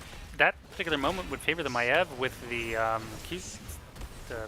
I can't remember the name of her Q all of a sudden. Nem Avenger here getting very low. We'll walk into Blizzard. We'll dodge for a moment, but that'll be first blood going the way. Chicken Nuggets, Houdini will go down, cut down by the Genji. Aton cannot escape, will also die. 2-for-1 trade. Kill our tank, we kill two of you, they say. An angry Broken Alliance. Oh, the tongue grab almost from Drunk Dwarf. Very close from Junkdorf, but that was basically a 5v4 as Dahaka was not involved in that fight. They try to kill the Johanna, but they spend a little bit too long with the Abahat with the damage from the Karazim, the Cassia, and the Genji. They can't kill her quick enough to avoid the counter kill. Yeah, Maiev was also, like she was just stuck in too deep. She had her Vault of the Warden leap at the end there. We saw it just before she died, but keeps her alive for just a moment here. Nice dagger spam coming out. Spirit of Vengeance looking for a grab, not going to happen. Sliptachi coming in just to make trouble. Forced to use the Protect and the Cyber Agility. Yes, that kill notwithstanding, up a level is Broken Alliance, but it's Chicken Nuggets who are owning the Shrine so far. It is. Dahaka still is yet to come in. I do like what Broken Alliance did here. They shoved the lane, and we see the reversal. It forces Chicken Nuggets, basically, to step off and clear this lane. Otherwise, if they try to retreat or kind of do anything, of course, the tower's shooting minions instead of maybe heroes. I like the teams play this like not ring around the rosy, kind of like musical lane / shrine. Yeah, and Dahaka's bro is up and he moves in as they try to get some kills. A big stun coming from the drag on Dahaka. Met is in trouble trying to back up as Cassia taking a ton of damage, but Etan is hurt in the back. Junkdorf getting gone on Satat, very low, almost gets Maiev thinking about going in. Aton tethers the Nem. It's not going to work though. Aton coming in. Everyone's on the run. Can Genji cleaned up? I really wanted to see him dive over the wall and kill like 3 heroes, but it looks like it won't happen. Can't get the resets. Pay respect to your support, ladies and gentlemen, as Chicken Nuggets just barely get out of that alive. I'm going to give August a lot of credit for getting them out of there. He did. What's that? Okay, well, we're going again here. Are we thinking about it? Junkdorf trying to get a tongue grab on the side. Will land on the Karazim. They pull him out of Blizzard yet again. Mystically's trying to make a place to top, though. Oh, my goodness. Can he go down? He won't. Dashes the safety at the last second along with the Maiev. Aton now in a lot of trouble on the Maiev. Down he goes. Junkdorf will burrow. Houdini, though, in a lot of trouble. It's actually kind of getting body blocked by Junkdorf. Got to watch out there. Grabs the Genji, but the follow-up is a little hesitant considering the health and mana. August also out of mana, by the way. Whew. Man, Broken Alliance has so many escapes. Satat has been debating Chicken Nuggets this whole Shrine phase, with Karazim escaping with just a sliver of health each time. Dashes to his minion, calculated or not, it debates them in and they get a kill off of it and they get a Punisher. Yeah, what I didn't get to say is 2, if not 3 times, they went in and Jaina cast spells and they yanked them out of Blizzard with either the tether or the tongue grab. It happened 2 or 3 times. This a little bit of feels bad. Houdini here getting dove, by the way, by the John Cena and the Genji. Tyrael might just go down. Not the worst. August on the run. Run, Deckard, run. He's fine. Okay. Yeah, Tank Deckard in effect. The Punisher, once John Cena jumps in that fort, you jump them over, but you're not completely safe, especially from a Genji dive. Yeah, Tyrael shields, Deckard potions as well. Potion is shielding. There's a lot of shielding going on. Helps with the sustain. I really like what Chicken Nuggets are doing. They just need to be more coordination between this Jaina and the Maiev. If they can pull this together, like tie that together, their fights will look pretty strong because they're opening well, but they're basically missing their combo damage. So Yeah. if they can adjust that. Speaking of Nem Avenger though, getting body blocked. I don't think he's used Iron Skin yet, unless I'm mistaken. Maybe he... Oh, yeah, there we go. He's just saving it. Jebaiting. Eitan comes in on the Maiev. Dahaka even burrows in. They want this guy. The tongue grab misses, though, and Nem will just walk it off. Theoretically. Okay, there he goes. Nem Avenger has got the jukes. He juked about 4 different spells there. I'm exaggerating, but that was a really good I don't know. move. That's pretty close. This game is a lot more competitive, but the level 10s are just around the corner for Broken Alliance. Eitan gets a tether on Satachi, but not going to trigger Deckard CC. Moment too late. We have the Blessed Shield, the Ball of Lightning, Abathur Clone. Karazhan Genji still deciding. It's a smart move coming out from Chicken Nuggets, but it's a feels bad man moment as they had an opportunity for some picks before 10 was grabbed by Broken Alliance, but there's none to be had, and so they are stuck, lagging a full level behind. We get the Palm on Karazhan. I like this. Just a nice hard save against maybe a Jaina like burst or Maiev burst. Yeah. And they have the X strike again from the Genji. Yeah, it was such a good close. clone target. Yeah, it is. Yeah, that was the right move from Chicken Nuggets, recognizing this pretend, trying to make a move, but both teams actually have a lot of sustain and a lot of slippery escape and reach, so we just see this constant dueling almost since the game started. What happened? Eitan meets Genji in a bush. They weren't expecting to see each other. Eitan pops the Umbral Bind and doesn't get the auto attack on Genji. That's rough. Bad. So we have Stay Wild and Listen, Warden's Cage. We do get the Sank, Ring of Frost, and of course Isolation. Basically expected picks here from Chicken Nuggets. They're going to make it go on Nem Avenger. Not really the target you want. Nem does eat a lot of... down. Maybe he does. Here comes the Ring of Frost. Here's the Sleep. Here's the Ring of... excuse me, the Warden's Cage. They will clean up the Johanna, but here is the counter fight. A nice fat sink from Chicken Nuggets. See if they can keep them alive from a big Genji X strike. It seems like they will for now. This Tyrael shielding is insane. Genji clone almost going to go down. They're running down Satat right now. Will miss the tongue grab. If that lands, that's probably a kill. I like how Houdini runs in just for like a cheeky frostbolt. Nearly gets killed by Genji clone. I love it. But that was a lot of ultimates used just for the Johanna kill, and they're going to try and find a counter kill right now. Nothing doing. Sliptachi goes in, gets a lot of damage, but now Met is the one in trouble, and Cassia goes down. A little ambitious considering no Johanna. Like you have one condemn there or one punish. Like you probably turn that fight around. Of course, the Blessed Shield, which wasn't off cooldown until just now. A little overly ambitious, but nice turnaround for Chicken Nuggets. 3 for 3 now. This is the most competitive we've seen them this entire series, Ghost. Yeah, they're doing a really good job of this. Deckard Cain, I think August really carrying the team with so much healing. Tyrael shields have been effective, but they haven't been a whole lot. Abathur shield has actually healed more than the Tyrael shields. But between the Tyrael shields and the Deckard Cain, they're keeping everybody alive long enough to out-sustain their opponent. Big sleep here. Well, not that big. Looked big, but didn't really catch. Nice Blessed Shield here from Nem Avenger. Eitan just running away. The smite moves speed, but here comes Genji. Probably looking for a fat X strike. Not quite yet. Everyone's protected. Everyone's shielded. See what they can do. X strike will miss. Feels bad. Would have only caught the can't say his name, Dahaka, anyway. Yeah. But once again, you see Deckard Cain keeping everybody alive. They take a lot of damage, but they get out and they can't run them down. They're having a lot of problems chasing. Here comes the Warden's Cage out from Maiev. Dog is in the back, but Houdini is in trouble. They trade 1 for 1. Jaina and Cassia both go down. So Tot being chased by Dahaka. Nem Avenger on the run. Might have Iron Skin available. Does not, and Johanna goes down. It's a 2 for 1 in favor of Chicken Nuggets. The only reason Jaina died is because Tyrael's sync got interrupted. Got put on cooldown, most likely by Nem. Actually, Nem's the only one with a stun, so would have been the enemy Johanna. Condemn, probably get hit by a Condemn. But really nice turnaround there. Just see the patience and the coordination from Chicken Nuggets this game. This is basically what I've been waiting to see from them all night.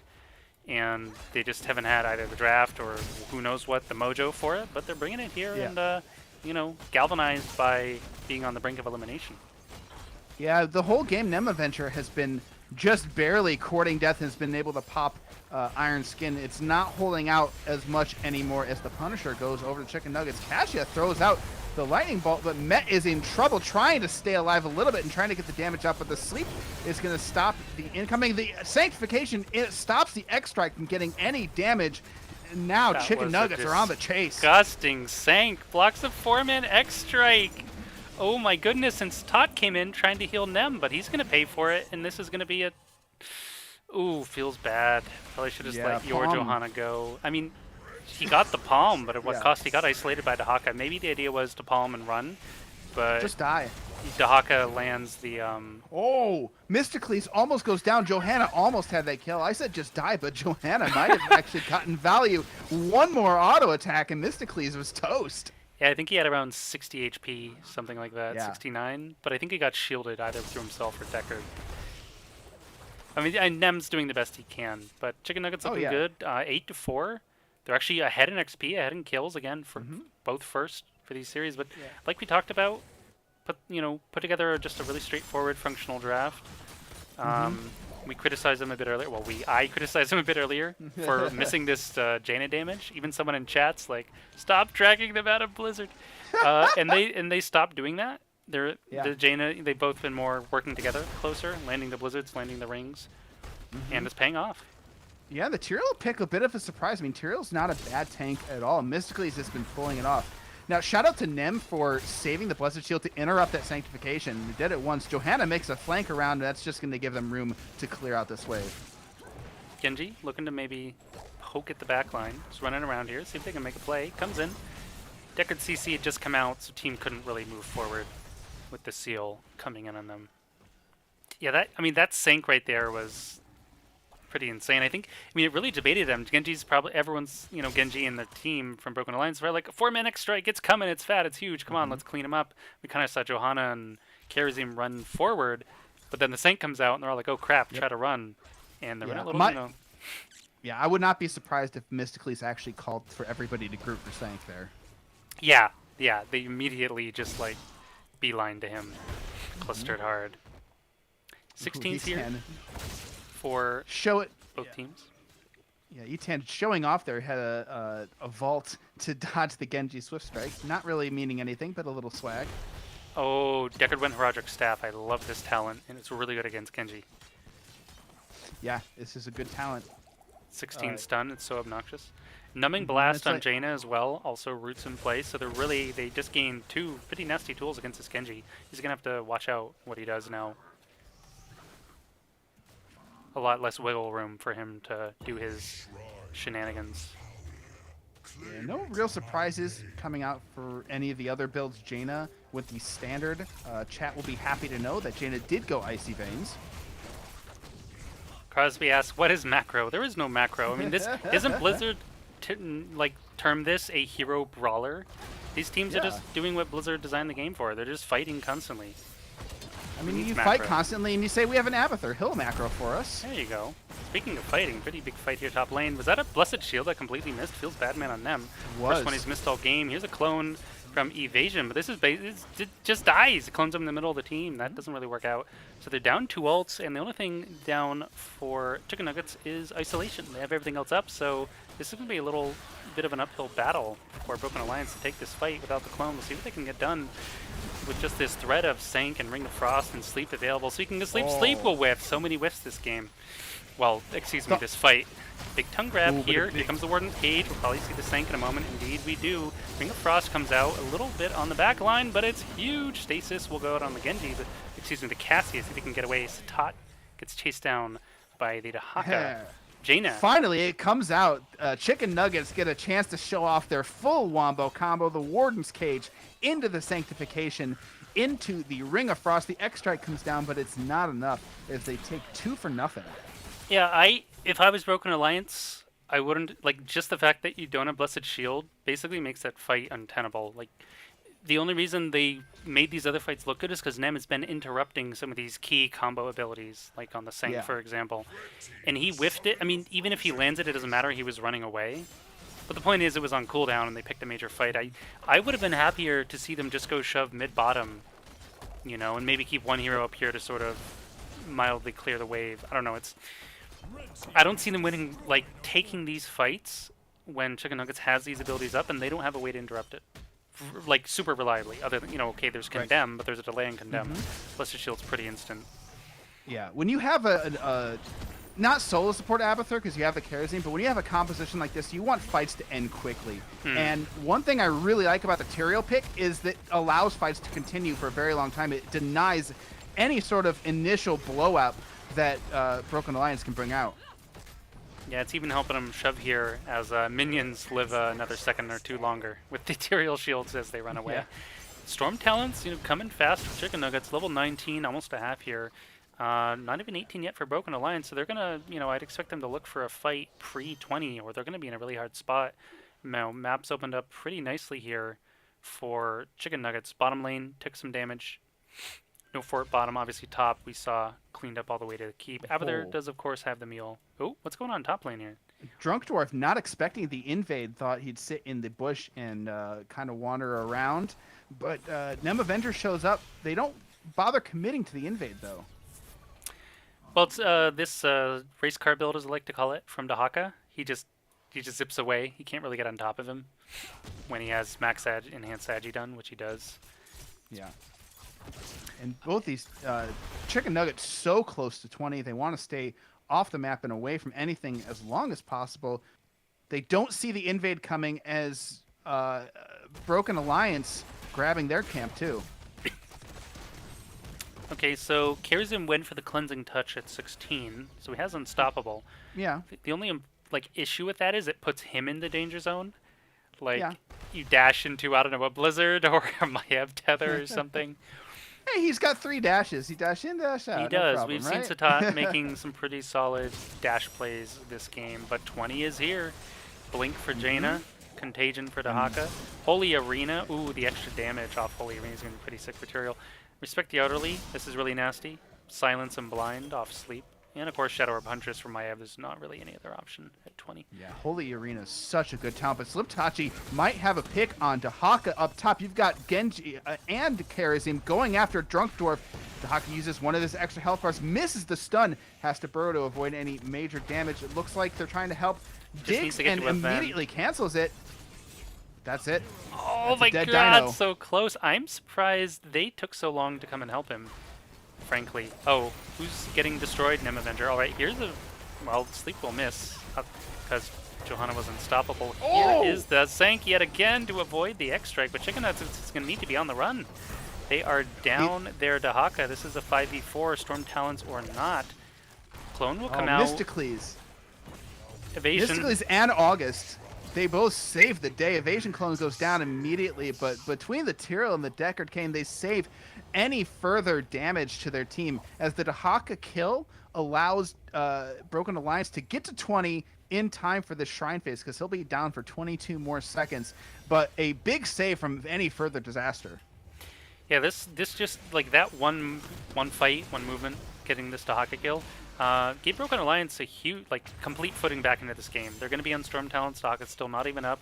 They get a start on this Shrine. Like, this is their way back into the game, possibly even to victory, if they can get a kill or two heal and get the Punisher. Of course, the reverse is also potentially true for Chicken Nuggets, but by the time they show up to the Shrine to, super contest it, Yeah, this you can is already it, see though. they're This about is to the fight.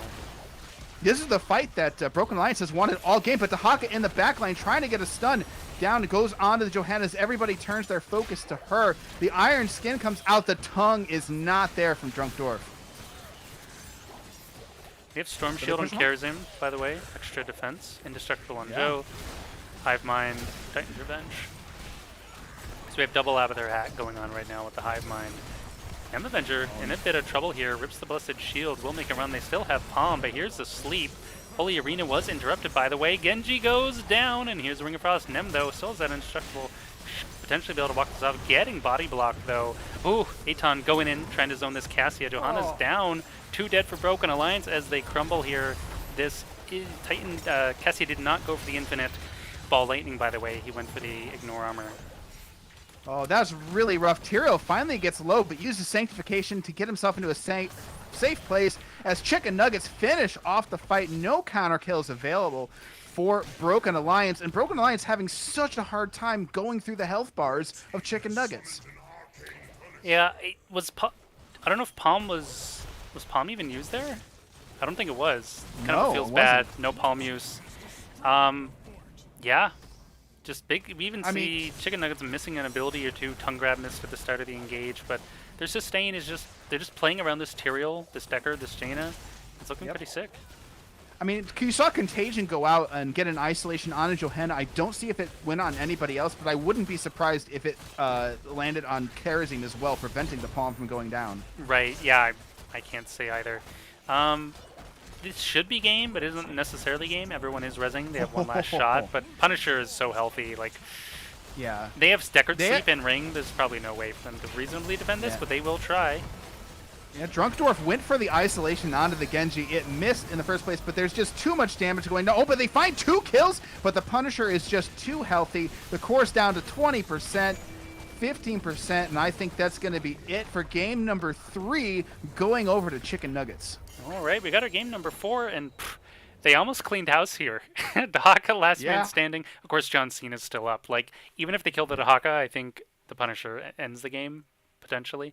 It was a mortar Punisher.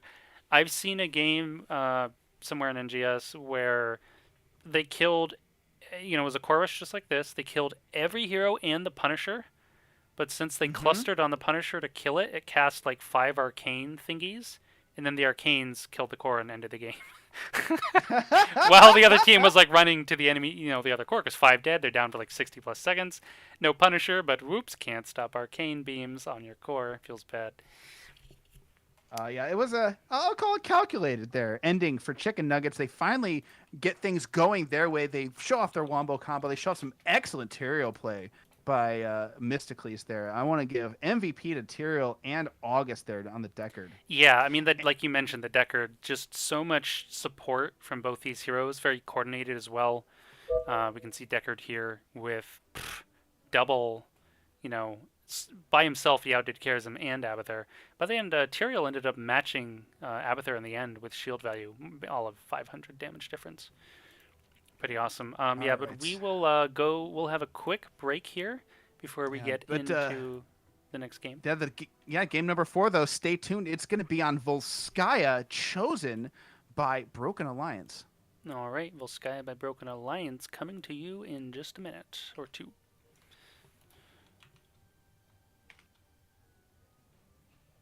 All right.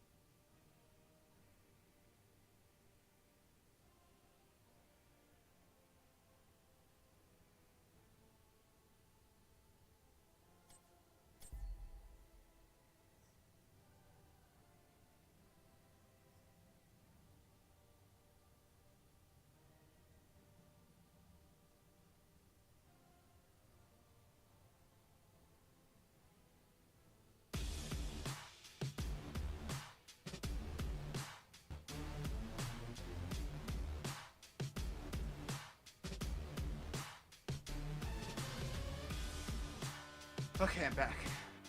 Welcome back. I got some music going, just taking a minute to do some production stuff. Cool.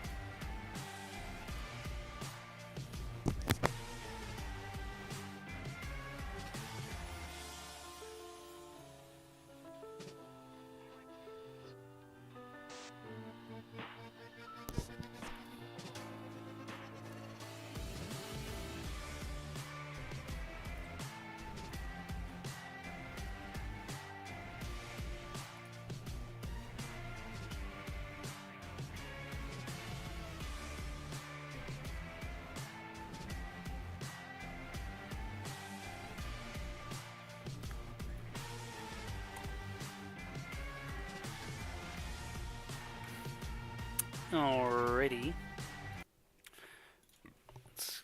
Alright, welcome back. Quick break, water, etc. We got all the map stuff set up. And so game 4, Volskaya picked by Broken Alliance, you said, right? Everyone's Yep. going for map pick. Hmm. Yeah, and I'm looking at the history. Broken Alliance only played this map once in the history of, not in the history, but in the season for NGS, and they played a similar Malthael composition that they had. We saw them play on Battlefield of Eternity. But they wasn't played at all on the side of Chicken Nuggets, and that often is a sign. I haven't checked out map bans, but it could be that Chicken Nuggets just banned this map. Right. Yeah, Volskaya is very interesting. There's a lot of tricks you can do with the camp, with the points, stalling for time. Yeah, these really fat lanes, wide open lanes, which are in a sense like it almost sometimes makes you feel like you're between lanes. There's so much room. If you get out there, it can be a while Yeah. before you get to safety. Yeah, really cool map. We'll see what they can do here. Again, it's still match point. Chicken Nuggets has to win this one before they get some more breathing room, and then we go to our game 5. Otherwise, they're out here. But really happy with what they showed last game. Just a few missteps with their combos early, but they cleaned it up by like post 10 or maybe around level 13 and just crushed it with this Tyrael Sanks and the Maiev and the Jaina timing. And Broken Alliance did their best. I honestly felt like we've seen Satat play like a boss here tonight on the support. Uh-huh. I feel like the Charism was the wrong idea. If they had one hero with catch, I think they win this game. And the only reason I say that is because, okay, both teams are super slippery and evasive and all this stuff. Right.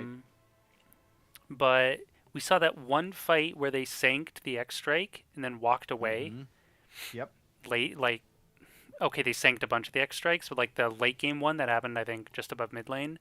If they just have some form of catch there from a support, I think they can net a couple kills, maybe even, who knows, up to 4 kills or something.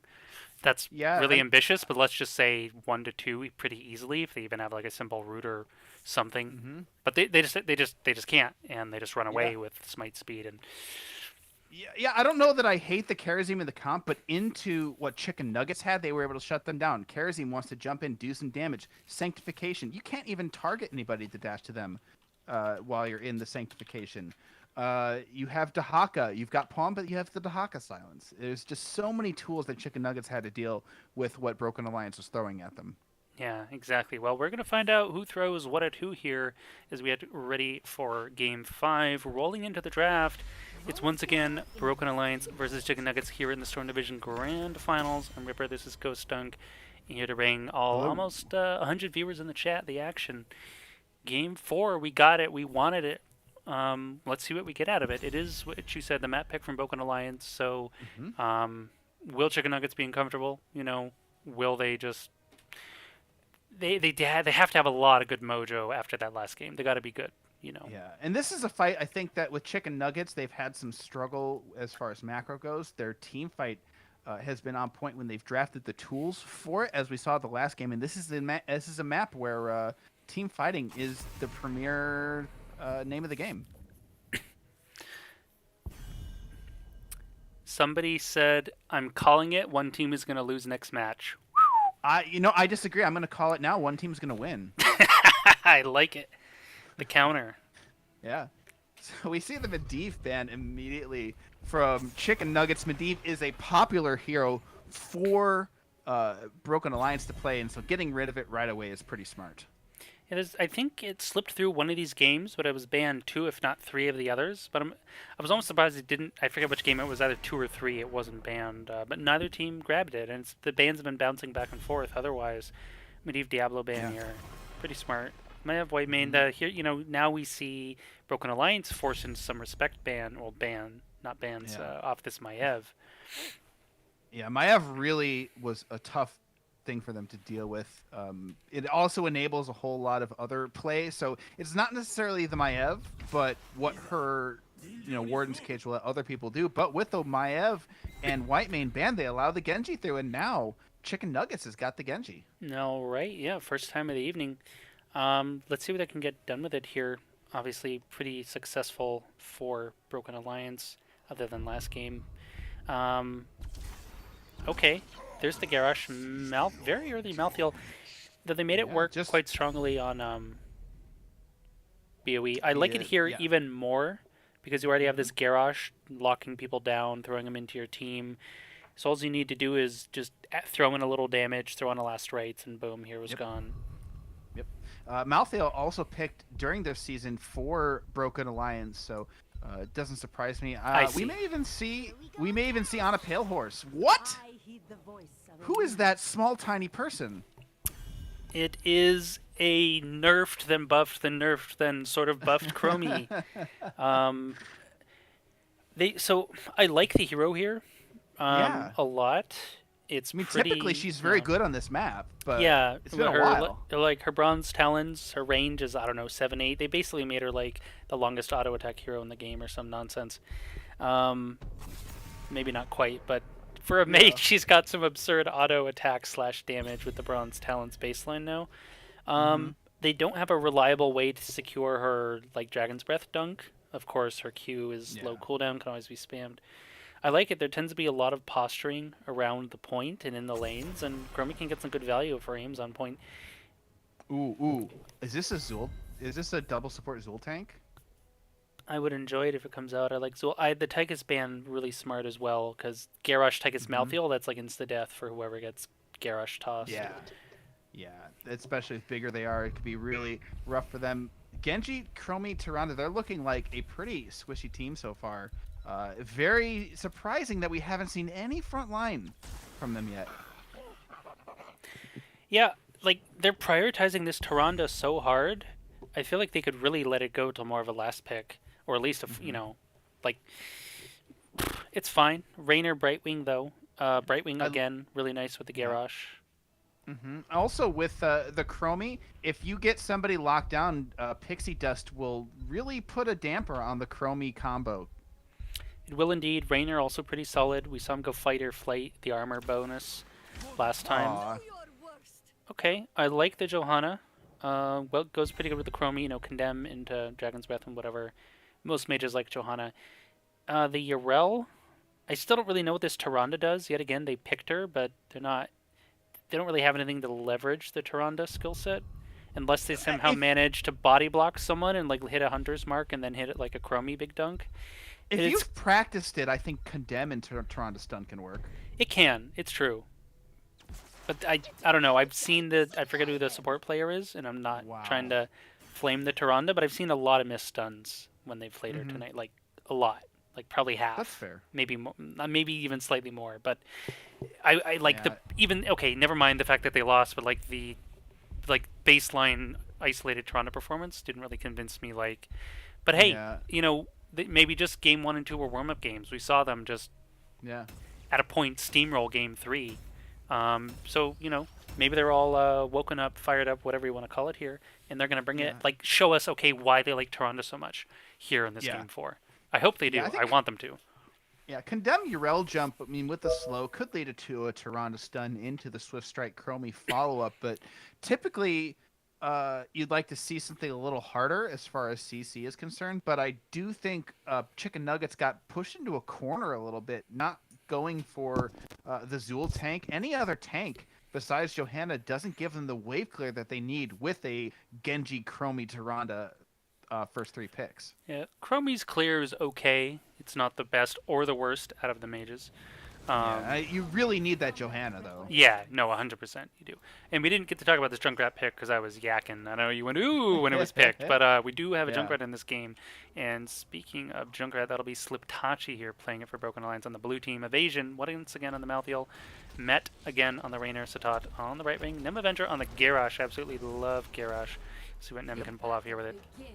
Yeah, and on the red side, we've got Chicken Nuggets with Etan playing the Genji. August on the Tyrael Mysticles playing the Johanna. Houdini on the Chromie, and Drunkdwarf on the Urel.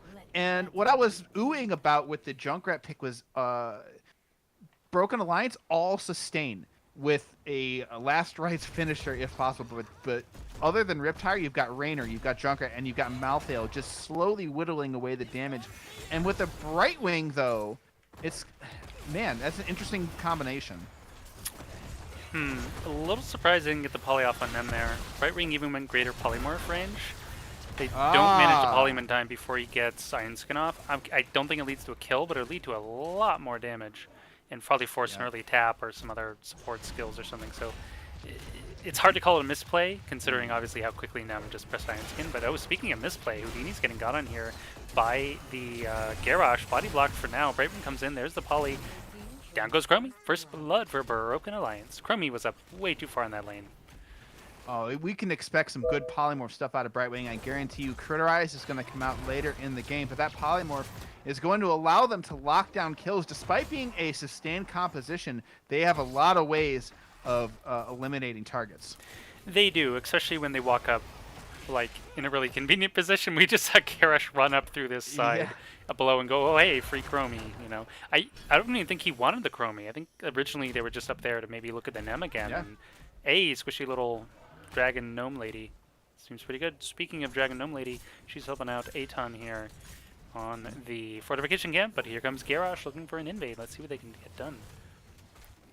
Yeah, Garrosh doesn't really have any tools right now to help with the invade, so Nem Avenger is going to leave. And before, when we saw that Chromie kill, Broken Alliance had actually sent two, Chicken Nuggets actually sent two down to try and gank the Malthael, and Malthael made an easy escape, so no value there. Makes sense. Nice support camp steal here, or pickup by Broken Alliance. Nem just sits there and is like, all right, hit me. I'll just take my... It's like, I dare you. Urel's all the way bottom, and Malthael on the Pale Reindeer, it looks like, is able to be like a half global. Yeah, that's pretty nice. Malthael, speaking of, we didn't really talk about that, they picked the Urel into a Malthael matchup that's very, generally speaking, unfavored for the Urel, considering Reaper's Mark just chunking away at her health. Yeah, Etan trying to make that a reality, giving Urel some space to clear this lane. Etan able to make quick rotations on this map. I'm really enjoying the Raynor solo siege camp take here. I don't know why, it just tickled me. But 6-5, once again, Broken Alliance headed with the lead. Okay, they have one kill, no big deal, but a little bit of an XP lead. We'll see what they can get done here. Contested point. We see Junkrat top, Malthael bottom, so for now they're just opting to soak and stall. They do, you know, this camp top's going to get a lot of push in from the siege camp. Aton getting chunked. He has a turret, but so does Satat. So we have turret, and healing pulse. Item-wise, of course, Broken Alliance favored. They're also going to hit level 7 sooner. Chicken Nuggets, they seem to recognize this and just kind of back off. This Junkrat Broken and Raynor. Alliance, with the rotations that they've been doing, Chicken Nuggets have lost out on 1,600 experience in favor of Broken Alliance in terms of minion soak. Thankfully, Chromie gets her talents before anyway, but here's a huge fight happening middle. Johanna's going in. Nem tried for a big throw. He does get one. Aton doesn't get polyed, but he had the Reaper's Mark on him. I think he was dead anyway without even the Junkrat follow-up. Junk Dwarf forced to run away here on the Urel. Healing Pulse came down. Everyone's back up to that Healing full. Pulse is the difference between 1-0 and a 1-1. Garrosh was getting super low, but standing in the middle of that Healing Pulse lets Nem Avenger survive. Yeah, I feel like without the Healing Pulse, Chicken Nuggets 100% re-engage and look to try and force him out. But 90% here. Why isn't... Well, I'm confused. Mysticles is on the point, but it's not contesting. I don't know what's going on there. I don't know what's happening. Anyway, Garrosh rips the Unstoppable. And Taranta's just dead. Gets gone on. Urel is polymorphed. Urel is rooted. Gets stunned. Probably also soon to follow. Indeed he does. Genji trying to make plays onto evasion, but it's 1v4. Not going to happen. Nice protector here with Garrosh and Brightwing inside. Brightwing does like to kill stuff. Murder time for the little dragon. Yeah, with level 7 in favor of Broken Alliance, it's a bit of a surprise that Chicken Nuggets re-engaged there. I think maybe they thought, you know, their cooldowns are gone, they've lost all their items, we can get back in, maybe find ourselves a kill, but... Yeah, you're not really respecting that and just the basic ability kit. Garrosh got another big throw into a poly. This Malthael Reaper's Mark damage is just chewing up people. We saw this out of them in the games they lost, game 1 and 2, just picking fights. It's okay to give up. I feel like they feel like they have to fight everything no matter what, and that's just not really true in HOTS. until a point where the game reaches critical mass and it is do or die. But in the first 5 minutes, it's, there is no do or die. It's just do. I think, you have a really far behind 10-8 with the fort in trouble. The Riptire coming out, going to secure the fort by zoning everyone else out. Gets a little bit of damage onto August on the Tyrande. And the Tyrande is such a rough pick for solo support into the composition of Broken Alliance. Broken Alliance has so much sustained damage. Tyrande has to step up to get those auto attacks to increase their healing output. And without Johanna and Nurel really in deep, it's hard for her to do that. Yeah, we saw her. That's basically why she went down. Not just her on the point, but there's a nice invade here. Nem rips the Unstoppable. Speaking of Nem, he's falling really low. He's in the slowing sands of the Chromie, but 10s are only available for everyone else. There's a nice throwback taunt. Johanna cannot survive a 3-level difference, 1v5. Yeah. Sorry, Chicken Nuggets. That's not your camp to take. I know Yeah. you were really hoping for that turret for Christmas, but Broken Alliance just stole it from you. Yeah, evil Santa Claus here, Malthael, Yeah. says no. Instead of giving presents, he comes to take them away. Feels bad. Yeah, evasion. Just call him Krampus. Nice. I just slightly. I'd like to see Chicken Nuggets just take a breath, calm their nerves, whatever. Make some smarter reads. Try and avoid Broken Alliance until they're in fighting shape, which isn't for another level, and go for their top siege camp. Sure, it doesn't grant you an item, but at least you get a camp and you avoid getting murdered.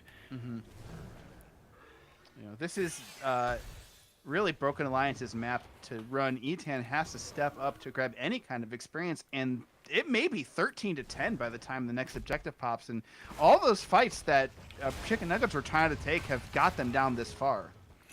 I just noticed Raynor took Hyperion, and I really like this. Can really threaten the point and help with a lot of siege, or anti-siege as the case may be. But right now they're in such a commanding position, he won't have to worry about defending sieges. Just pushing. But adds a lot more pushing power, like the Protector plus a Hyperion, munching a fort or keep, yikes. Oh yeah, that's going to be very difficult for Chicken Nuggets to deal with. I think at this point in the game, I want to highlight what the offlaners are up to. Yrel, being the offlaner for Chicken Nuggets, has half of the experience that the opposing offlaner Malthael has for Chicken Nuggets, for Broken Alliance. Very nice. You're regaling us with the offlane stats and plays. Garrosh nearly died top, but does survive. And there's a counter engage here. Drunk Dwarf, I believe, is just going to die. He will pop the Absorb. Malthael, though, the counter engage is real. He was in there trying to get an XE with last rights. Not going to happen. Okay. Big risk. Yeah, big risk for Chicken Nuggets. Pays off. They find themselves a Malthael and gives himself a little bit of breathing room for this next control point. Unfortunately for them, Drunk Dwarf is almost going down. Yrel has no Ardent Defender. They chase him down, get a counter kill, and now the point is up. They're finding yet another kill onto August. JK, he had the healing pulse, so he lives. He just threw it down and ran for his life. Again, like, with no healing pulse, he's down. But they get it. He lives, but it is 13 here, 13-11. Man, it's tough to say what's gotten for Chicken Nuggets. I feel like Chicken Nuggets are just trying to push this to get a fight on the 13 talent tier after giving up yet another Protector. So I think look for Broken Alliance to be really aggressive with this next yeah, they've been saving. I like the discipline from Met here. He hasn't used Hyperion, despite picking, at least I didn't notice him use Hyperion. And Worm's level 14. Hasn't pressed that R button yet, but I like that he's just not using it in fights because I don't think they need to. They're saving it for like a crazy push, or maybe if the fights where they don't go their way. Speaking of, going their way, they get a nice boop on 8-10. And Chicken Nuggets decides it's now or never. They decide now is the time to strike. They need to win a team fight here to be successful. They pulled everybody into it, but a big taunt onto the Yrel. Can't get her Ardent Defender off. Not up for 28 seconds. Garrosh, though, getting very low along with Evasion in the back, but Etan goes in for the kill and goes down. Speaking of pressured, that was definitely the moment you wanted to press Hyperion.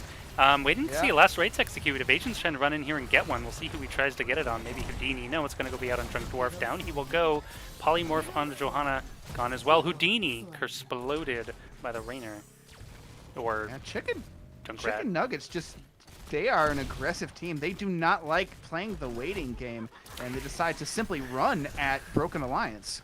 They do not, and that does seem to be their like the theme of their team's play style throughout this series. You know, I mentioned before we started, I hadn't seen them play, so I was curious to see like, you know, okay, teams bust out different drafts, but at the end of the day, there's like a core theme to the way they play, and I like the way Chicken Nuggets plays, but I feel like they don't necessarily draft to support the way they play completely. I think anyway, they're just being out macroed right now. They've got such a team fight composition here. You see them going. They don't even have 13 talents here. They're going up against the Protector. They're trying to find themselves some kills. On to Met, they find one onto Raynor with a Chromie shot in the back.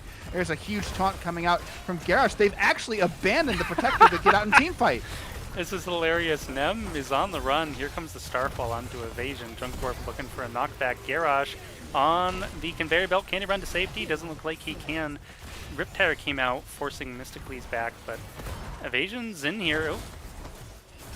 He will Chicken get Nuggets, cleaned up. ever tenacious. They're getting what they want. They find a kill on the Malthael, and that's 3 for nothing. This is what they've been looking for Look the at this entire pun- time. look, the Protector is back here getting hit by creeps. It's hilarious. So, this is Punisher cam. Everybody Protector cam. abandoned ship. This is the USS Titanic Protector as big 3 kills go over to Chicken Nuggets, but they're still down 16 to 14. They've lost their front wall, but that could have been a lot worse for them. And I don't know if that fight should have gone that well for them. Mm-hmm. I think Broken Alliance just didn't expect it. It was mostly a surprise thing. Yeah, and they just got a little out of position. Then they started abandoning ship, and then they kind of hung around, and the Garrosh got zoned, and then it was all just sort of downhill weird from there. And down 16, they're making a go here again. Nice X-Strike from Genji. Here comes the Hyperion, Starfall, all the ults. Nem ripping the Unstoppable, gets a taunt. Forced to run. Nice boop from the Junkrat. Really splits up Chicken Nuggets. This could be where Broken Alliance turns some things around. Genji's coming in, trying to make some plays, make some space, get his team out of there, but Johanna will go down. Starfall zoning for now. Urel's on the run. Evasion's here, though. He's looking to execute.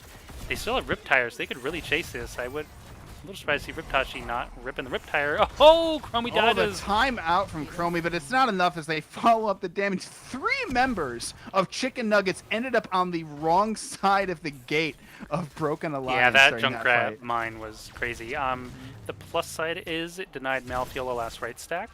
So she dies, but at least not to last rights. Nem here, maybe in a little trouble. Armor reduced is okay for now. They're just still in the camp. So a camp steal once again for Broken Alliance, but Chicken Nuggets still pretty close to that 16 talent tier. Another 4th though for Broken Alliance. Absolutely. But I like, you know, this is again elimination game for Chicken Nuggets. It's kind of like they need to be powered up. They start losing and then suddenly they start playing better. It's kind of weird, but cool at the same time. Nice throw here onto Aton. Dodges the Warbreaker. Nem's a little parted from the team. Can't rip the taunt. We'll have to rip the Unstoppable instead. And here's a Riptire. A lot of rips going on. There's the taunt finally onto Urel. She will absorb it for now. Slowing stands. Tying up this fight, but execution here from Last Rights. Down she goes mystically. He's trying to make things happen. Eats a fat polymorph. Genji will clean up the Garrosh, or Chromie will actually. Speaking of Genji, he's coming in trying to make plays onto Evasion. Gets comes a Hunter's Mark that came out. Met's trying to run, dodges the Chromie. Polymorph into Hyperion! Poor Chromie. She's trying to make the plays. Rough fight. Mystically's, by the way, just got... This Hyperion is canceling their hearts. Oh, we got a hush out from Brightwing. That's going to be another a huge one? deal. Oh, no, he missed. Oof. Okay. Why are they not... I don't know why they're not killing the Johanna. I swear you saw him run into the bush. Huh. Okay. Yeah, I think Mystically's just waiting out that Iron Skin cooldown. I don't think Broken Alliance realized when it was up and don't even bother chasing her down. Who knows where the rest of the team is. Maybe she was trying to bait her into something, but Chicken Nuggets now, this is the point where they want to keep up their strategy. If they want to keep up their strategy, they're just going to run again right at the face of Broken Alliance. I mean, it's what they do best, and despite being, you know, this much of a disadvantage, they're making it look pretty good. They're down basically 2 levels. They're down, what, 9 kills? Is my math crazy? No, it's 9 kills. Top lanes are equalized, middle lanes equalized, so it really, it's like, yeah, if Broken Alliance wins this fight, they probably win the game. But if Chicken Nuggets win this, they don't win the game, but they get back in the game and equalize it. So we'll see what happens. Yeah, the pressure, Protector, they've got a lot of XP in the bank in terms of structures, but here comes the big fight. Urel jumps in onto the Garrosh. The Chromie damage comes out. The Indomitable is popped, taunt onto 2 people, but Garrosh is in trouble, and so is Satat. Really nice ally toss there, but down goes the Garrosh evasion. Also going to get cleaned up. Elastroids didn't proc. I thought I saw a cast. Not going to happen. Drunkdorf just fine. This is exactly... Junkrat shows up late to the party, apologizing and saying, "Look, I brought you a 6-pack, but it's not enough." Was he top lane or something? Where was he? What was going on? He was like mid lane, like trying to get soak. He just it seemed to be a 4v5, Yeah, and Chicken Nuggets just win on him. That's just too greedy at this stage of the game. You really don't need to. Like you either abandon this fight, like say just go get your 20 and shove a keep top, for example, and let them have this protector, but then you get 20 and you get a keep, and then maybe they're forced to bring the protector home. But you try to do this like split soak shenanigan-y stuff when they have this catch, or not necessarily the catch, but they have mad reach with like Genji, Chromie, Urel specifically, and Blessed Shield for initiation's pretty solid as well. Starfall, like lack of respect. Interesting choice though of offlaner for Johanna being up in the top, clearing everything, and it makes sense to me. Urel went Holy Wrath at 16, and that's going to give Urel more sieging capability than Johanna would, pushing with his protector.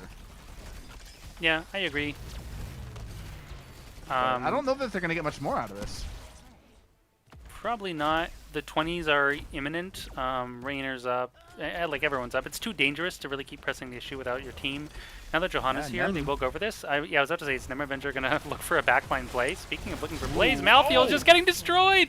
He's gone! Oh, the root combo coming out from the Protector. Malthael does not respect the root from the Triglav Protector, and excuse me, the tests are in. The conclusion is here. The Protector is indeed powerful. Yeah, and Malthael doesn't like burst damage, as we mentioned on the BOE game. So I'm a little weak to that, but just... yeah, big misplay here gives Chicken Nuggets a complete edge back into this game. They might even... oh, speaking of edges, Mysticles getting low to this silence. They're, you know, despite being up these Storm talents, they're down the Malthael. So this is 5v4, it doesn't really matter. Yeah, they're re-engaging on this port. It's going to get them 20. They've already got 20. They're just going to get them another structure of Polymorph onto the Urel, but the right wing is in trouble as the Genji Swift Strikes onto her. Garrosh went for Titanic Might, so he can throw up to 2 targets.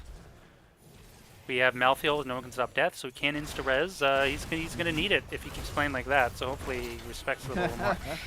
Oh, Brightwing went invisible, friends! We have stealth. That's going to be fun. I mean, with a Genji Shuriken, I'm not sure how much it helps, along with the Chromie damage, but it's enough. It could deny Urel some Mirage's procs. You know, there's a lot of value it can get. I would have liked this a lot more in the old stealth when you were actually like just a little shimmer and really hard to see on the screen. But like new stealth, you're so obvious, it's not quite as cool. Like you said, there's some advantages. You can't be direct targeted without being revealed first. Yeah, we don't have wards in this game, so it's a little different. It's true. It's true. But wow, playing with Vision, Broken Alliance has got Garrosh waiting in the wings. Everybody's kind of waiting for somebody to walk through this jungle unaware, but Chicken Nuggets not showing up to this particular bush party just yet. So it's interesting. They're making... okay, so they're opting to clear top, then trying, or looking like they want to, and then try and counter push with their own siege camp. Like, they're paying attention to this top lane. They know it's the weak point, with this keep being at like 40% health. They grab the camp. Here's Nem looking for a play. Interesting part about the invisible friends, while you're invisible with this talent, you heal for a bunch, like while you're invisible. Which I think the healing is probably the biggest part for them. Oh, Nem Avenger caught, maybe in trouble, but he may find a throw on himself. Mystically stepping up, there's the stun, and looks like a full disengage from Chicken Nuggets. This is the boring part. Yeah, could have been dangerous if more members of Chicken Nuggets were closer together. Could have really collapsed on that Garrosh, even with like his Indomitable. They might be able to shred him. Yeah, this is the thing with this map. Once you reach this point in the game, there is nothing to do. All maps are taken. No one has any talent tiers to get to. There's nothing to do on this map, so teams just trying to stay safe and maybe trying to find a pick. Yeah, there's no big mercs that really do anything notable compared to other maps. It's all just, can you get the pick and what happens over the point? So what happened last time, some respect by Broken Alliance, then the follow-up disrespect cleans up the Malthael from that protector route. So we'll see what happens here. Broken Alliance need to start respecting what Chicken Nuggets can do. But this is it. Whoever wins this fight convincingly will win the game. Here we go. Toss on the Rel. Will get polyed. Will absorb. Huge combo from the Chromie and the Genji. Malthael is just going to go down here. JK, okay, now he does. He does have no one can stop death. Should be able to return. Indeed, he does. Tots down, though. And Met is on the run with this Rainer. Not going to survive. That's a 3-0. That was a 4-0, by the way. Malthael came back, but what are they going to do? Riptire comes out super late. Can he maybe clean up this Chromie? No, it'll just explode on the Mysticles. Not really what you're looking for. Evasion still has the last rights. Maybe trying to use it on the Chromie or Urel, but that's... Chromie still has timeout, I think. Urel? No, it was used, actually. It was used. Okay, I'm a little surprised he didn't even try to go for the Urel then, because we already saw the absorb. Yeah, the Ardent Defender is down, but that is a full win. Going over to Chicken Nuggets in that team fight. They're going to grab themselves a keep and go back to grab the Protector. You've got 30 full seconds without the full team. Malthael is back, did go capture 29% of the point, but they're threatening the core now with only 2 defenders. Yeah, I think they have this game, at least like, there's no real way to screw this up, and Malthael should be dead, and he is. Yep. Yeah. Junkrat's pretty decent at stall. If you still had Riptire, maybe you stall this long enough, but he blew it earlier trying to get some chase kills, but it ran into Mysticles. Just a couple things not really going the way that Broken Alliance would like. Sliptachi will take a big joyride into the well, but Chicken Nuggets, there's no way to not take this. Doesn't really matter. Game's over. Just, yeah, I like what Chicken Nuggets are doing. Again, we kind of see them being slow starters, but just their sheer tenacity is carrying them into this game. Yeah, I mean, I know they know how to win their team composition. I feel like they got backed into a corner a little bit with the draft, but they take it and they double down on it the entire game. Genji, Chromie has so much burst damage into that Brightwing. We'll say, we'll just keep fighting, and eventually we will find a point where we blow somebody up, and they did. Yeah, they get a huge Chromie, like, multi-dunk, slowing sands. Genji comes in for the X-Ray plus Swift Strike damage and whatever else they're layering on, and Broken Alliance, there's not enough time to respond, really. Like, for example, you know, Brightwing doesn't have Emerald Wind. She went the Blink Heal instead. Garrosh is there, but I don't know what happened to him. Like, maybe he couldn't taunt or he got nuked. Yeah, I think he was, like, getting condemned. I think there's a Blessed Shield in there as well, slowing him down. So just things happen too fast. So, big props to Chicken Nuggets for playing this well. We saw them just run at that Protector top lane, 13-16 or whatever, take the fight. But Chicken Nuggets is playing a lot better, and Broken Alliance is playing slightly worse. Like, they didn't throw this game outright, but we saw them make a couple notable late game mistakes that let Chicken Nuggets get back into this game. Like you just said, I don't think they get much more out of this Protector, and I was about to agree with you. Then they turn around and kill a Malthael, and it's like, well, now they just bought themselves level 20 for free and like 2 more forts. Little things like that, Broken Alliance is going to need to avoid. Yeah, that late game fight was really rough for Broken Alliance. They got in on the Urel, and she had the Ardent Defender, and immediately you saw the Chromie Genji damage come out and just blow people up. Junkrat tries to get the Riptire out, but Johanna threatens his life, and so he backs out. Yeah, like going on this Urel is pretty tough. You have to 100-0 her, or she will get out, like guaranteed, considering her mobility. The Johanna isn't as guaranteed, even with Iron Skin. Like, it's, you know, she doesn't have a leap on Johanna the way Urel does, so like kind of poor choice of target, because really their finishing move is the last rights, but Urel can get out of that as well if she times it properly. So this is like the one hero where the combo doesn't look as great. Like you toss any other hero and they'll get executed. It, like minorly feels bad, but you know, as the Garrosh late game moments, you run into a hero, you don't have to throw them, but your usual instinct is to. Like I don't blame Nem for like trying to get these kills on a Urel. Yeah. I would like do the same thing if I was playing this game. Yeah. But, hey, we're getting ready to go into game 5 here. Let's not forget Chicken Nuggets on the precipice of a reverse sweep. Broken Alliance trying to make sure they pull it out in the end. I ask for nothing more from the Storm Division here in NGS. These are some great games, and it's going all the way down to the wire. Tell your friends, this is going to be an amazing Game 5. We're over 100 viewers. Pretty awesome. I was laughing because of people have been making all these chicken nugget jokes all series long. Chicken nuggets back in the value meal, says Akuma. I'm not going to lie. I got a token on my desk here for a free medium fries. Will get myself some chicken nuggets after this is over. But The map pick is in. Uh, Interesting. Broken Alliance opts for first pick, and this is going to be super interesting. Chicken Nuggets with the map pick, they go to Braxis Holdout. Oh, I like StarCraft maps, baby. Feed me. But this is very fascinating because I don't know how this map plays out in the professional meta anymore. Because before its rework, you never would pick it because the second pick on the draft, the first pick in the draft always had an advantage. But now that it's been reworked, it may change things a lot. And Braxis Holdout, definitely a place you can bring out a lot of fancy cheese. I mean, it's just a cheesy map itself, so this is going to be crazy good. It is. I agree. Sorry, real quick. Who picked Braxis again? It was Chicken Nuggets. Chicken Nuggets. Okay, and the red team. All right, got it. Yes. We are all So, set for the map picks. I just didn't want to click the wrong one. yeah. Yeah, I agree. The rework was good. Now you can really play around with the shrines more. They stall instantly when you walk on, even if you get 0%. It's almost overpowered. You still get a pretty fat Zerg wave for doing nothing.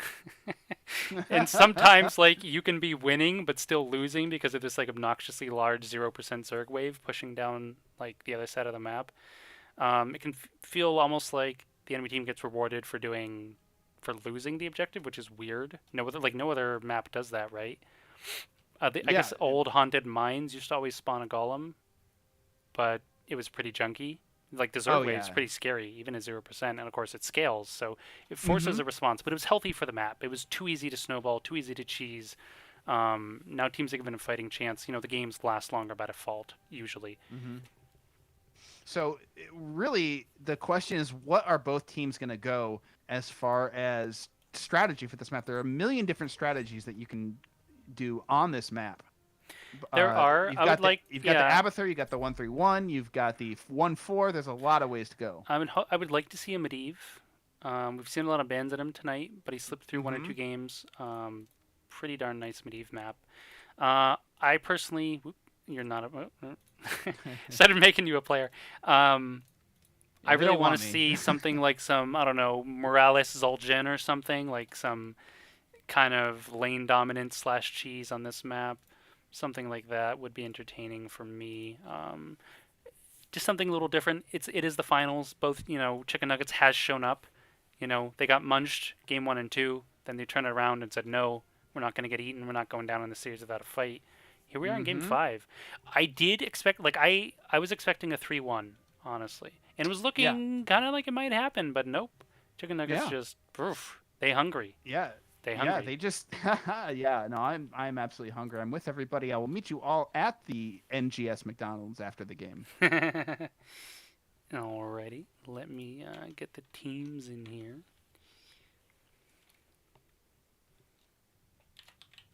Yeah, this is, I agree. This is kind of a trolley pick for the finals coming out from Chicken Nuggets, and I would expect no less from a team that decided to name themselves Chicken Nuggets. Yeah, I like it. Mix it up. As a caster, I really like to just watch something different, force different strategies, maybe some different drafts. And of course, I'm a big StarCraft fan, so I really enjoy this. Like, even old crummy Braxis, I enjoyed, just because of, like, the StarCraft flavor, but I do admit it was, like, poorly designed. Same for Warhead Junction, honestly. Like, a lot of the maps I really, really enjoy have some problematic, like, map, whatever, design mechanics, but Blizzard's been fixing them up. We actually have people on the wrong team. There we go. Yeah, I'm curious to see what teams will play. Of course, a lot will depend on the bans. For sure. I'm pretty sure we're getting the Medivh ban. I'm pretty sure we're getting the Genji ban. Yeah, I would be super surprised if I feel like Genji might be slightly higher priority, but maybe I'm wrong. But of course, we have 4 bans to work with, so I would be I agree. I'd be very surprised if either of them get through. But if one gets through, I'd predict it would be the Medivh. Yeah. Can you imagine if we only had one ban at the top? Oh my god.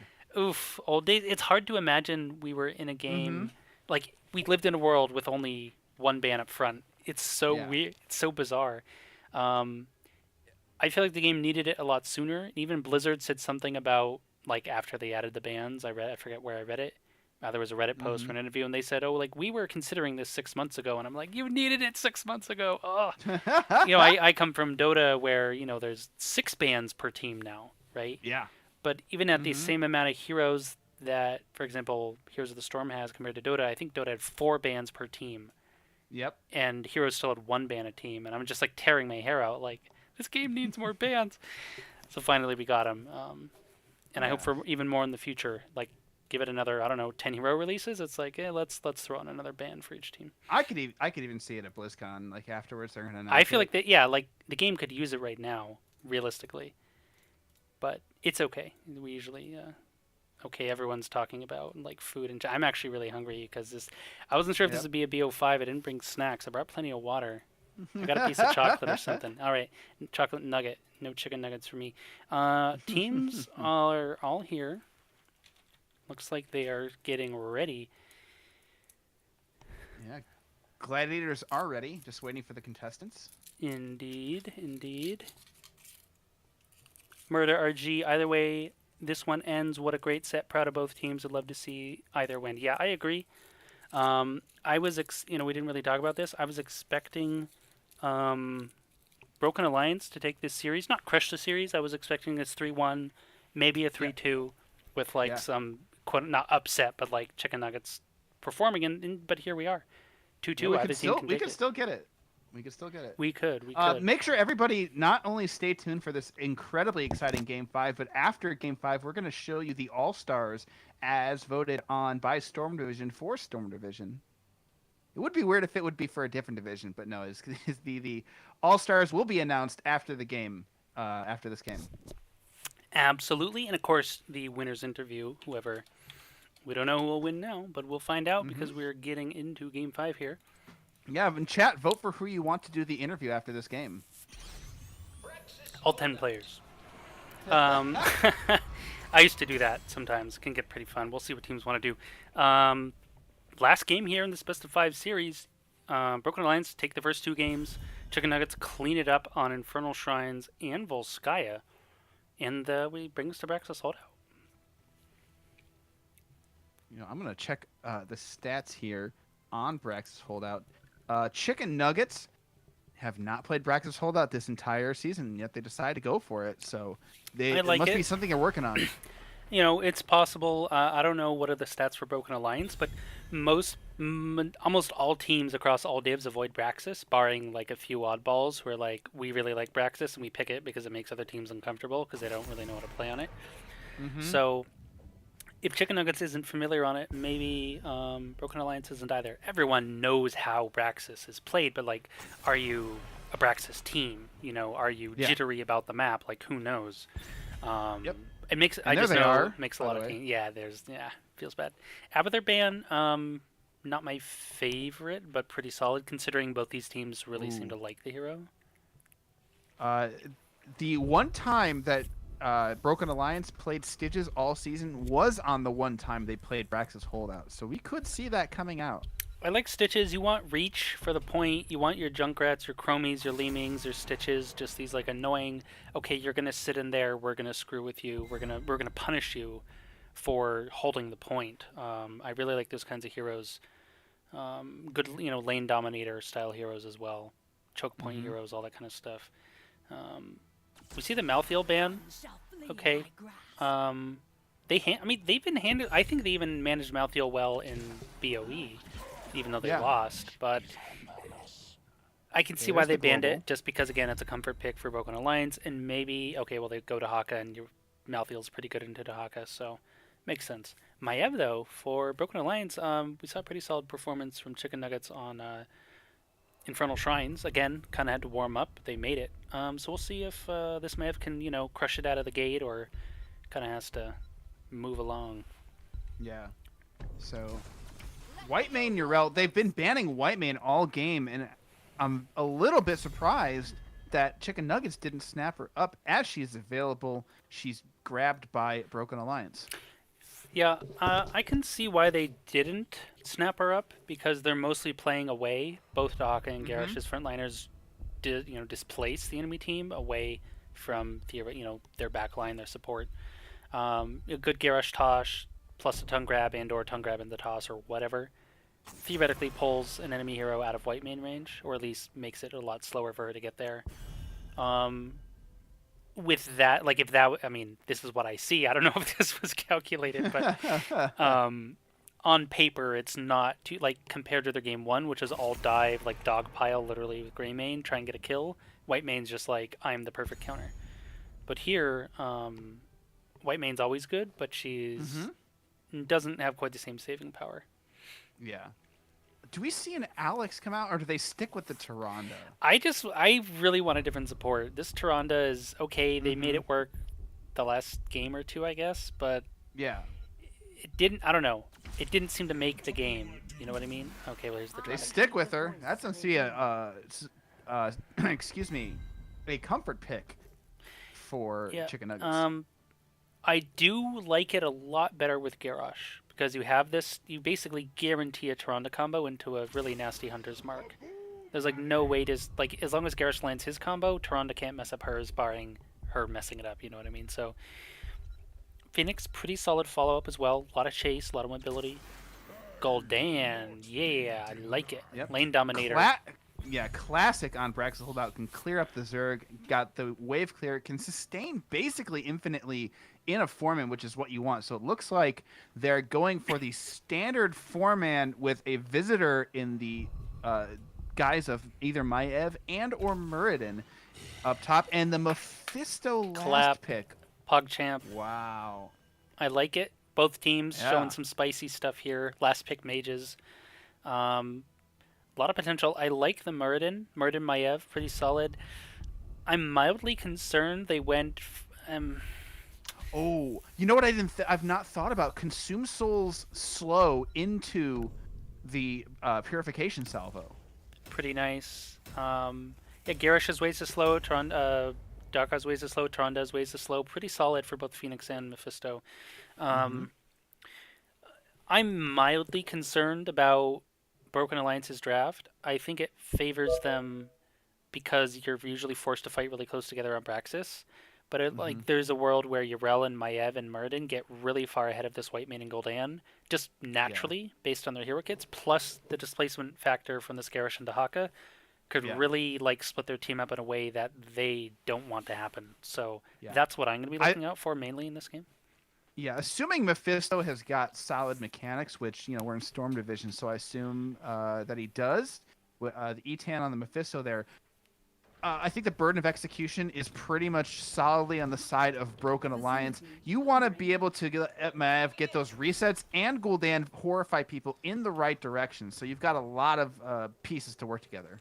I agree. It's going to come down to a lot of these like executions, mechanical stuff. Drunk Dwarf, wait a minute, I thought we didn't deserve to be here. Well, I would have said that at the start of this series, but after the last two games, I would say they've earned their spot. More or less. I mean, I don't like the fact that they skipped TMG, but let's not get into that. We're here into Game 5. Match point for both teams. They could earn their way to a victory. They could. It's a Broken Alliance, Tot on the Witch main. Met on the... Sorry, what is that? Gul'dan. Nem Avenger will be in the Muradin. Sliptachi is on... Oh, I think I already... excuse me, on the Maev. And it will be Evasion on the Yrel. And on the red side, you've got Chicken Nuggets trying to complete the reverse sweep with Mysticles on the Garrosh, Etan on the Mephisto, Houdini playing the Phoenix, August on the Tyrande, and up top you got Drunk Dwarf on the Dahaka. Gul'dan going for Echoed Corruption, I like it. Muradin also going for Perfect Storm. Nice as Memento for Maev. Mysticles looking for a grab. We'll get it on the Muradin. Already used his Warbreaker though, not really gonna have the combo he's looking for. In fact, it's Houdini. He was forced to run away. Not quite what you're after off a Garrosh throw. Muradin's like, hey, free initiation.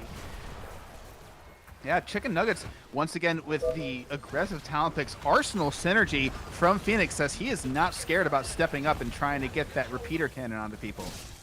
We also have the Unrivaled Strength from Garrosh, so extra throw range. Pretty interesting. Again, basically recognizing what we were talking about in the draft is that if you can separate these heroes from each other, you should be able to separate Broken Alliance's team. You should be able to, you know, win and engage, get a pick. Yeah. It does make it harder to land your Qs. because actually throw people further away than the natural range is. Of course, you can decide how far to throw people. Yeah, Sliptachi starting on the camp right away, almost as soon as it's available. Maev soloing that. Sliptachi trying to get some pressure up top to push along with the Yrel holding that point. Man. Yrel's going to come help. I really Sliptachi- wanted to see like a random Dahaka burrow, like, and and just clean up this Maev. That would be some crazy prediction skills from the Dahaka, but it Yeah, would have been yeah. hilarious. Yeah, not gonna happen. I like this Mephisto. Oh wow, 10 stacks already for go down on Echo Corruption. Yeah, solid. Yeah, Met is just killing it with landing those corruptions. Yeah, both mages are basically having a field day this game. Nem Avenger not looking too happy though in the middle of this team, gonna get cleaned up by Mephisto. Martin goes down. Yeah, what a great interrupt on the Dwarf Toss. Pretty much seals Muradin's fate as Phoenix and Mephisto finish them off. A big, quick first blood for Chicken Nuggets. And here comes another one as Satat got caught out on the white main, not respecting the Garrosh range, and that's 2 kills. Yeah, we're seeing a bit of a repeat of last game, although Broken Alliance started that late game. They're kind of starting it early here. Yeah, we saw them ban the Garrosh earlier, once or twice in the series. I think it was twice. I think they banned it game 1 and then maybe game 3. And of course, they had it in one of their games. But Mystically's here, proving pretty fearsome on this Garrosh early. And like I said, this Tyrande really works with the Garrosh in ways that the other Tyrande games just didn't look that great. Yeah, looking up top, Yrel actually losing the health battle with the Dahaka. Drunkdorf almost getting a kill onto Yrel. Got pretty close. Speaking of almost getting killed, Houdini's getting chased down by Murd and gets a last second heal by August. Maev is here looking to clean up August. Might be the sacrificial bait here. It looks like they will go down, but Nem almost gets cleaned up in return. Oh no, it's Met tossed under tower, but it's an absolute bloodbath. Gul'dan just kills everybody. Poison damage. You see everybody's health bars turn brown, and that's 3 kills for 1 from Broken Alliance. He's crushing. He's already over halfway done Echo Corruption at not even 4 minutes. That's pretty insane, honestly. It looked good for Chicken Nuggets, but then the turnaround is just a little too intense. Yeah, but Broken Alliance using those kills to take control of the points. They've the only ones with any Zerk percentage so far, and they're trying to maintain control as Chicken Nuggets contest the point. Here we go. They're going on to the Muradin yet again. Force him to leave away. Forced. Mystically's ripped the Indomitable. I'm not entirely sure why. Maybe he felt the Muradin would go on to him, but not necessarily a misplay, but kind of a wasted ability. Won't have it to go in, tank this stun initiation. Maneve, level though, 7. Yeah. Level 7 is here, though, for Broken Alliance. Oh, there's a throw onto Satat, though. The Tyrande stun connects. Satat is in trouble. They go down. A quick kill coming out from Chicken Nuggets, and Chicken Nuggets absolutely deadly here in the early game. Yrel was actually rotating down, trying to help. Not going to happen. Yeah, I really, really like what Chicken Nuggets is doing. It took them 5 games. They put together a very scary and very clean, functional draft that works well together, synergizes together. Tyrande Phoenix, really great follow-up to the Garrosh. Mephisto, of course, very flexible in how and where he wants to deal damage. I really like this from them. Yeah, And they can threaten this all game long, all the way up to level 20 and beyond. Yeah, Chicken Nuggets sticking with what works. They've got team comps that work well with when people work together, but Garrosh way out in front. The Tyrande healing is keeping alive for now. The armor stacking on the Tyrande level 1, I think, is a large part of what's keeping Mystically's alive right now. Yeah, and of course his inherent Garrosh armor. That was pretty disgusting. I was like 90% sure, maybe even higher, he was going to die. Yeah. But he just walks it off. Yeah. That's her. What looks less good is when this happens. We saw, like you said it exactly, Garrosh way up front, nowhere near his team, couldn't help him, nearly gets him killed. You need to play within ability range of each other, or this Chicken Nuggets draft won't look as hot.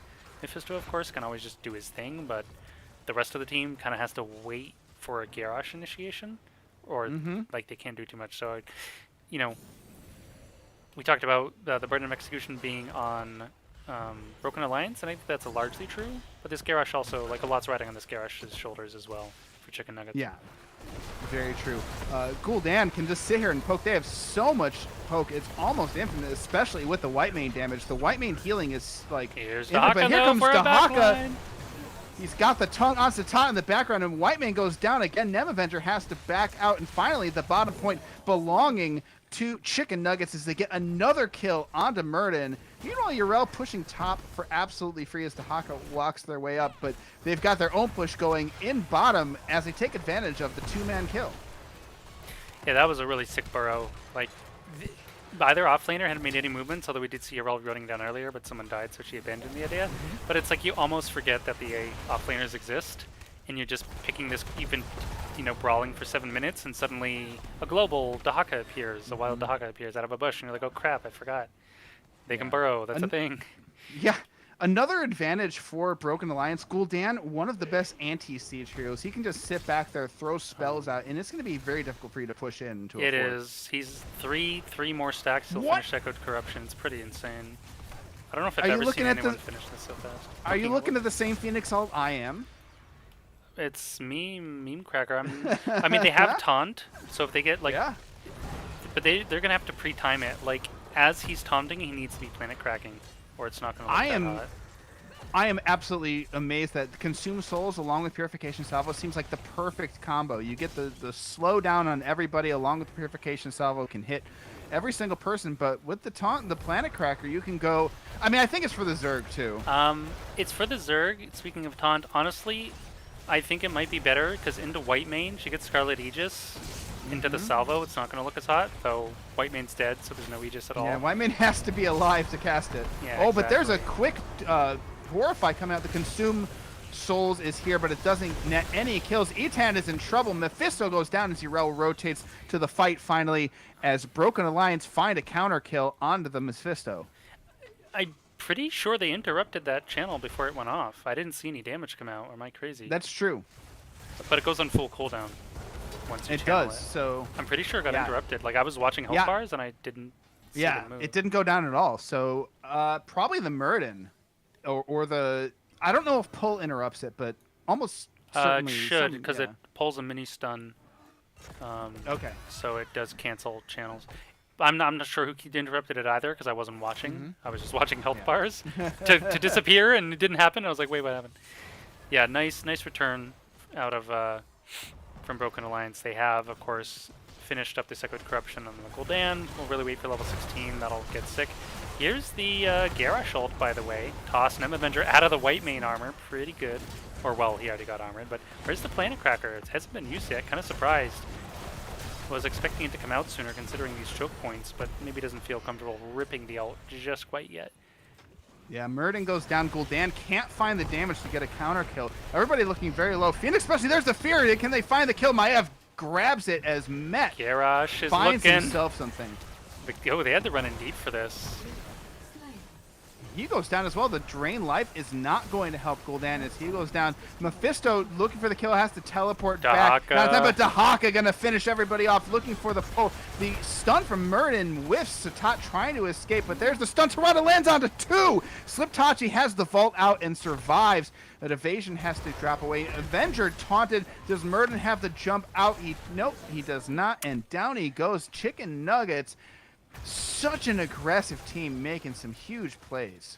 Yeah, this Mephisto is insane. Like, I really like Gul'dan, but I think I touched on earlier that Mephisto is just it's just a lot more flexible because his mobility. Gul'dan has no mobility. We saw a really nice Horrify, gets the Phoenix kill. But they're just in deep, and this Mephisto damage is cranking. Gul'dan technically has more, but like the meaningful damage, like Mephisto's is more, they're leading Mephisto damage into kills, whereas most of Gul'dan's damage is just poke that's being absorbed and retreated. I'm not saying Gul'dan's playing badly, it's just the matchup. Yeah.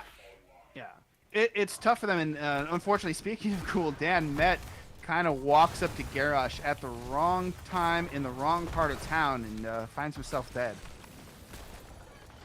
Yeah, also that last fight, bottom when Dahaka burrowed in, his isolation got interrupted, put on cooldown. I'm not sure who he was trying to cast. Wait, Meemaw? Where's Planet Cracker? He's clearing the Zerg. Debatably. Yeah, I know. Like Like kind the of vertical barely got slice doesn't really do it as well. You want the left to right clear. He says, I bought this planet cracker to get Zerg, and I'm going to use it, damn it. Basically. I mean, he killed a little bit of Zerg, but not really as much as you might think. And Avenger getting taunted, gets the leaps down, by the way. So if they can chase this down, they might. Stun will miss. The Haka's here with a tongue grab, but team isn't really. Chicken Nuggets isn't really committing to this. Yeah, You know they're what I kind mean? of just sniping. Yeah, they're sniping at the sides. They're letting the Zerg wave push a huge wave. It's not just Zerg, it's a lot of minions.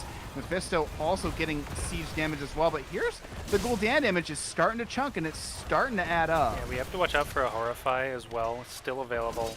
If Chicken Nuggets pushing too deep, they could get Horrified under keep. A really unideal scenario for them.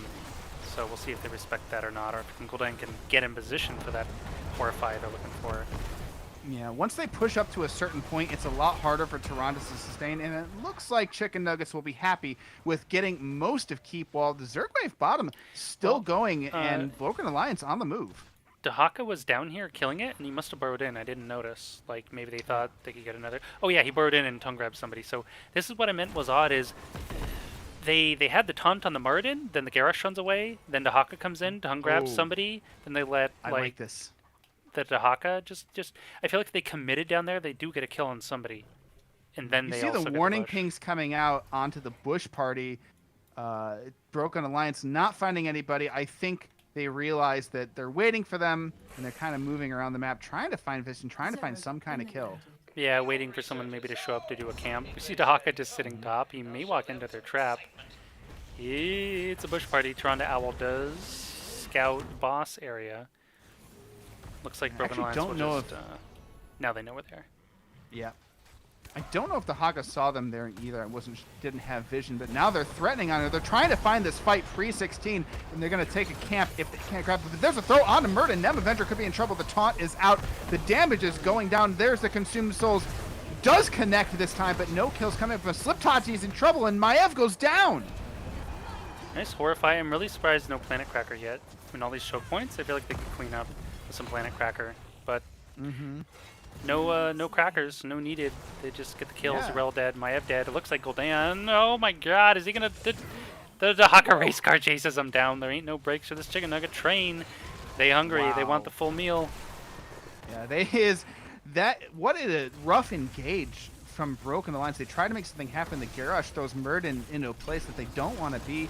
They have to retreat instead, and Chicken Nuggets Yeah, just clean house. there's even some awkward Garrosh sort of interactions. I'm not flaming the hero, but he's kind of like taunt throwing and then like using Q and then throwing, and there's just kind of some like atypical Garrosh ability use or ability order going on, and they're still just kind of crushing these fights.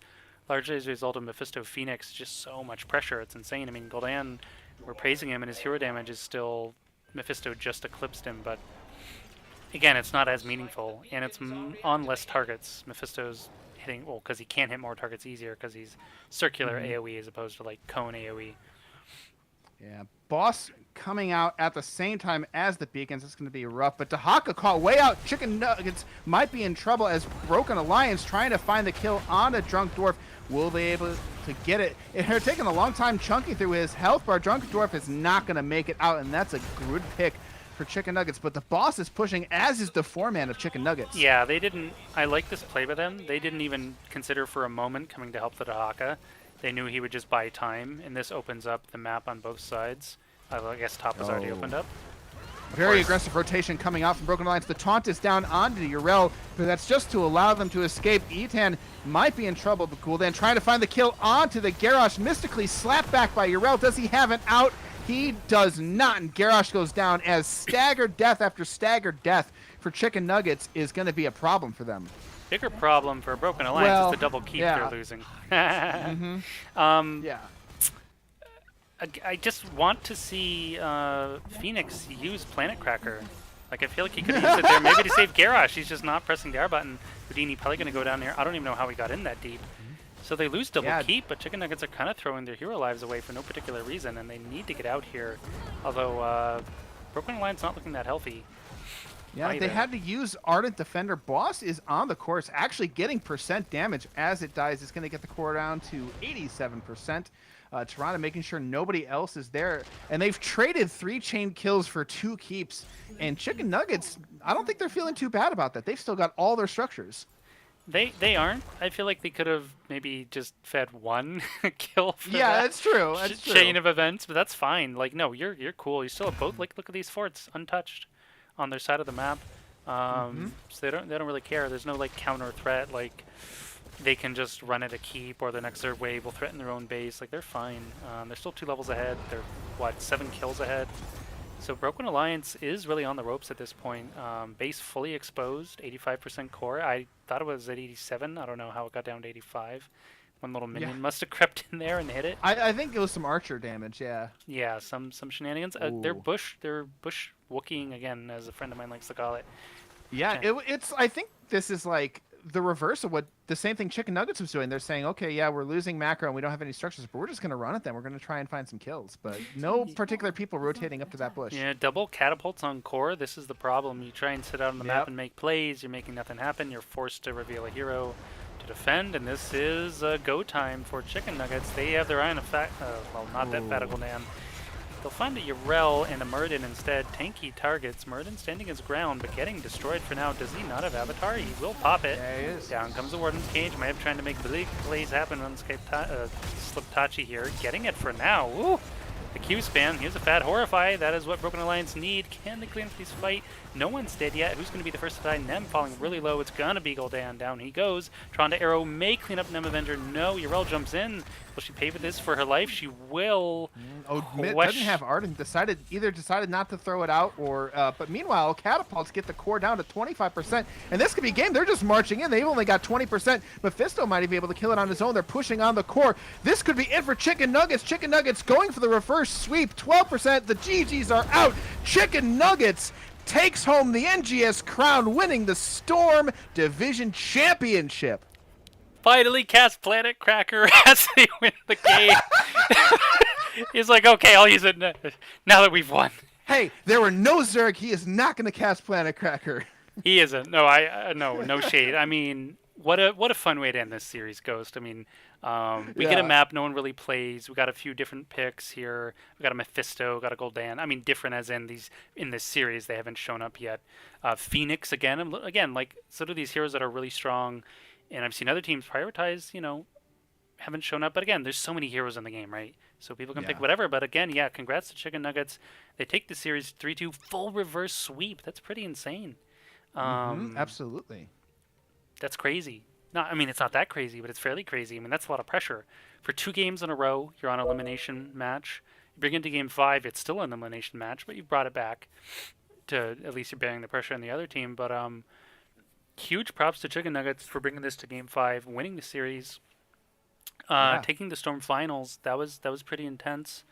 Any team could have taken it in the end here. Turns out to be Chicken Nuggets. So big shout out to Broken Alliance. They were playing with a sub player, not throwing, not want to take any credit away from Chicken Nuggets, who just totally, looked like a completely different team by game 3. Like, I don't know what they were trying to do. I mean, they were trying to do some macro shenanigans, and instead they just went to a compositions where like we're gonna hit our buttons at the same time, and that's how you'll die. Basically, yeah. But crazy. Yeah. I'm watching the stream on the side here, the last major fight, because it's 2 minutes behind. It's just like, it's so crazy. Winions go. Yeah, this is the problem. When you lose 2 keeps and it's a small map, the catapults don't even have to travel that far to reach your core.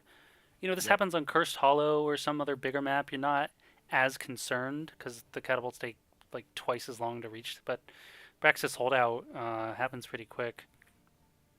But Broken Alliance did the best they could. Yeah. So Ripper, question: do you want to do All Stars now or after the interview? Because we have a interview.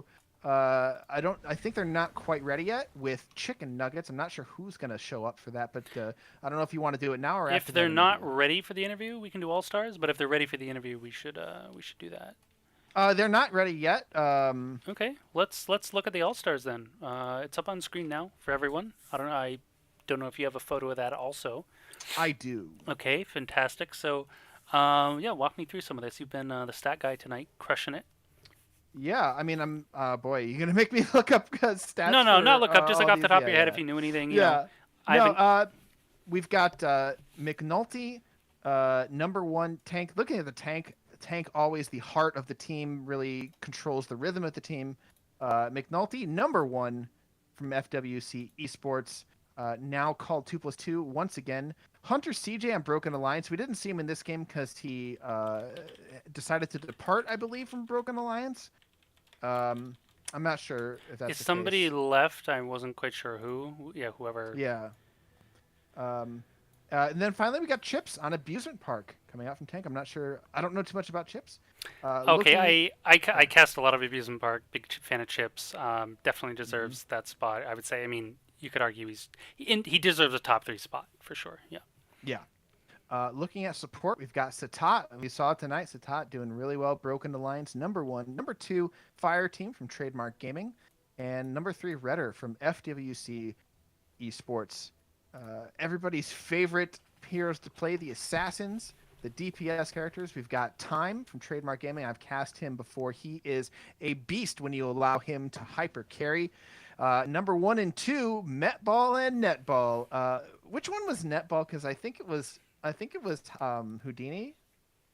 I don't remember what. Netball was Kawhi, someone or the other. Yeah, Sashi, but Yeah. they weren't called that in this game. No, they were just Metball and Netball, weren't they? Or no, Okay. no, you're right. He was, I'm super tired. I don't remember what he was called. What Yeah. net was? There was like Excalibur guy. Maybe that was the stand-in. I don't, Yeah. I'm not even sure Uh, at this point. Knit. And finally, at Amusement Park, we have Nitty. I don't know. I'm not sure either. Yeah. Another amusement park player again. Just crushed it on the assassins. You see here they're tied for number one, and number two, number two. It's pretty cool. So there's no number 3 for the Yeah. assassins. Just Yeah. top one, Uh, and top 2. yeah, and everybody could vote for I think 6 assassins, but it's a good close call there. And then finally, the off laner, everybody's forgotten position, the garbage man, Nem Avenger, number one, Broken Alliance. We saw Nem Avenger play a little bit of Johanna. It was a weird hybrid. Johanna, Flyest Raven, number two from FWC Esports, and KJ Kags from Trademark Gaming. So well deserved all. Yeah, Nem normally off lanes, but he was forced to main tank. He used to Yeah. main tank for Victoria's Secret, so he's pretty cozy on the role. Mm-hmm. But his new team, And he some, was off laning. He was crushing it on the off lane. He was like the last series versus FWC. He was making the most insane Dahaka plays 3 series in a row. mm-hmm. Just absolute god tier Yeah. in that off lane. Again, We saw him like yeah, on some of those interrupts. That sanctification interrupt from Nem was money. He did some amazing peels on that Diablo. It's good yeah, stuff. yeah. I would like just sheer like mechanical performance, like timing, like these little reads Hmm. out of him. I'm a little biased because I've known him a long time. I used to coach him. I'm a big fan of him. But Nice, nice. when he was on Victoria's Secret, but just yeah, like a lot of players in Storm impress me mechanically, especially teams that made it to the playoffs. But just like these little reads that you were talking about, these sort of interrupts, Mm-hmm. these sort of posturing, is really nice. Yeah. All right, that's enough about them. Now we have, I think we are ready for chicken nuggets. I've just given them the ready signal. Now we just have to wait them to hop in. It looks like it's gonna be Houdini that joins us. Maybe they can clear up this netball fiasco that we've got going on here with us. But I'm not sure who's gonna be joining us. But it's gonna be fun. As we wait for Chicken Nuggets, the Storm Division champions for NGS Season 5. Awesome. Gonna Yeah, be I'm joining going us. to. I forgot to set up my logos for both teams, so I'm gonna add a chicken nuggets here. That is logo right. Whoop. Wrong page. Not who. There we go. Oh my, yeah. Bum, bum, bum. I will say one of the hardest parts of casting NGS is keeping everyone's players' names straight. Yeah, it can Before get. and Yeah. before and after a match because we cast like 7,000 different teams. Right. instead of HGC where it's like, oh, these are all pros and I know every single one of them. Yeah, it's a little more static, generally Yo, what up? speaking. All right, we've What got up? ourselves a Houdini and a Drunk Dwarf. That sounds like some kind of joke setup from 1910. But thank you guys for joining us. Yeah, no problem. Yeah, Let's welcome. go. Congrats on that insane series reverse sweep. How do you feel? Like you were on elimination match, basically all three games at the end there. Easy. Easy. Easy. Calculated? Is this like First your 2 games were warm-ups. exact? Yeah, that's what I was figuring. Okay, okay. But like in all seriousness, it looks like you guys changed your strategy a little bit. You noticed that you guys went from like the Abathur and like the Samuro Abathur to a more,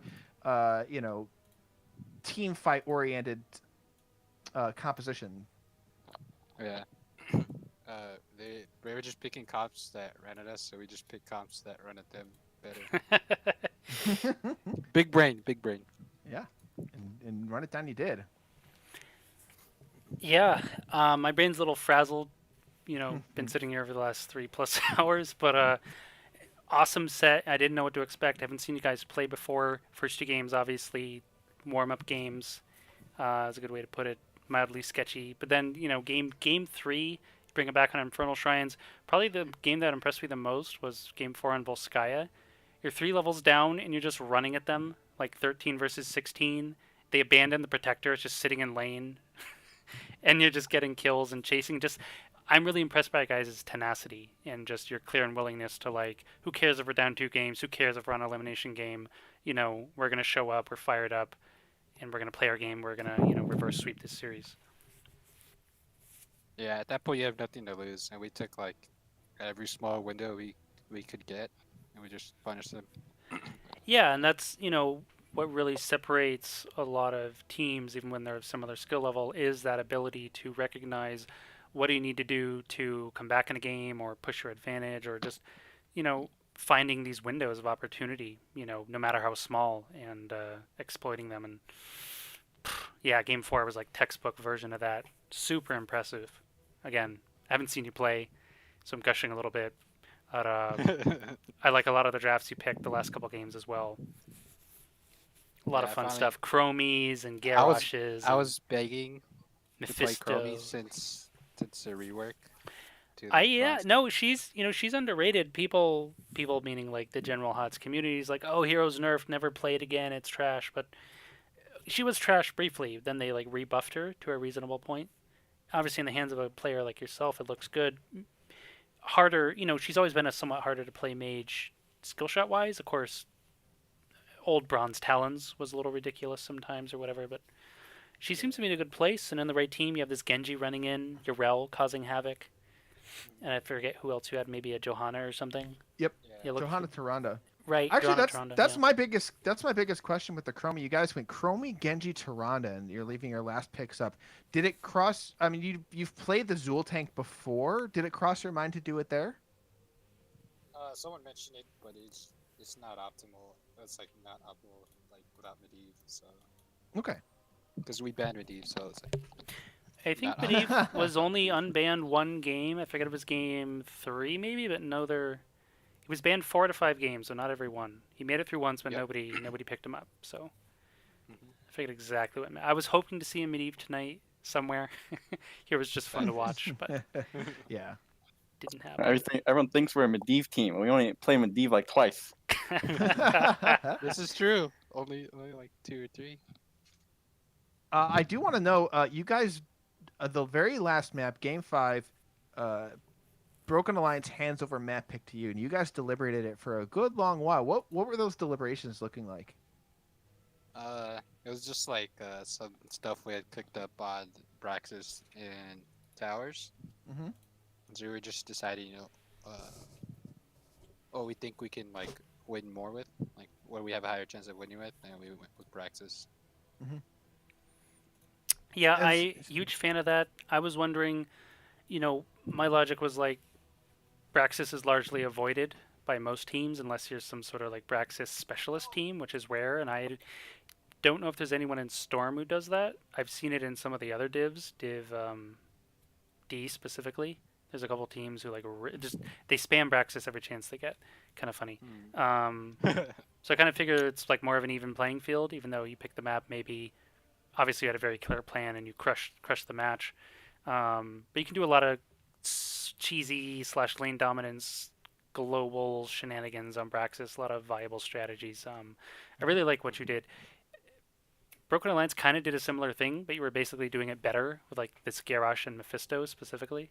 Really liked it. Yeah. We're gonna pick Probius with Houdini didn't want to. It Hello? wasn't me. I'm the one that wants to play it, dude. Come on. Uh, Conversely, it is a really good Probius map, so It is. I do have a question about yeah. about the Phoenix. Actually, you went Planet Cracker, which is generally for the Zerg. I mean, you guys were pretty much ahead at that time. You didn't really need it a whole lot. Did you consider going the Planet Cracker to combine with Consume Souls? No, it's like mainly just Zerg wave. Like they're like save alt for wave when it finishes, and that's your job this game. I was like, okay. okay. And you So- you, I was like, you okay. did it to the letter too.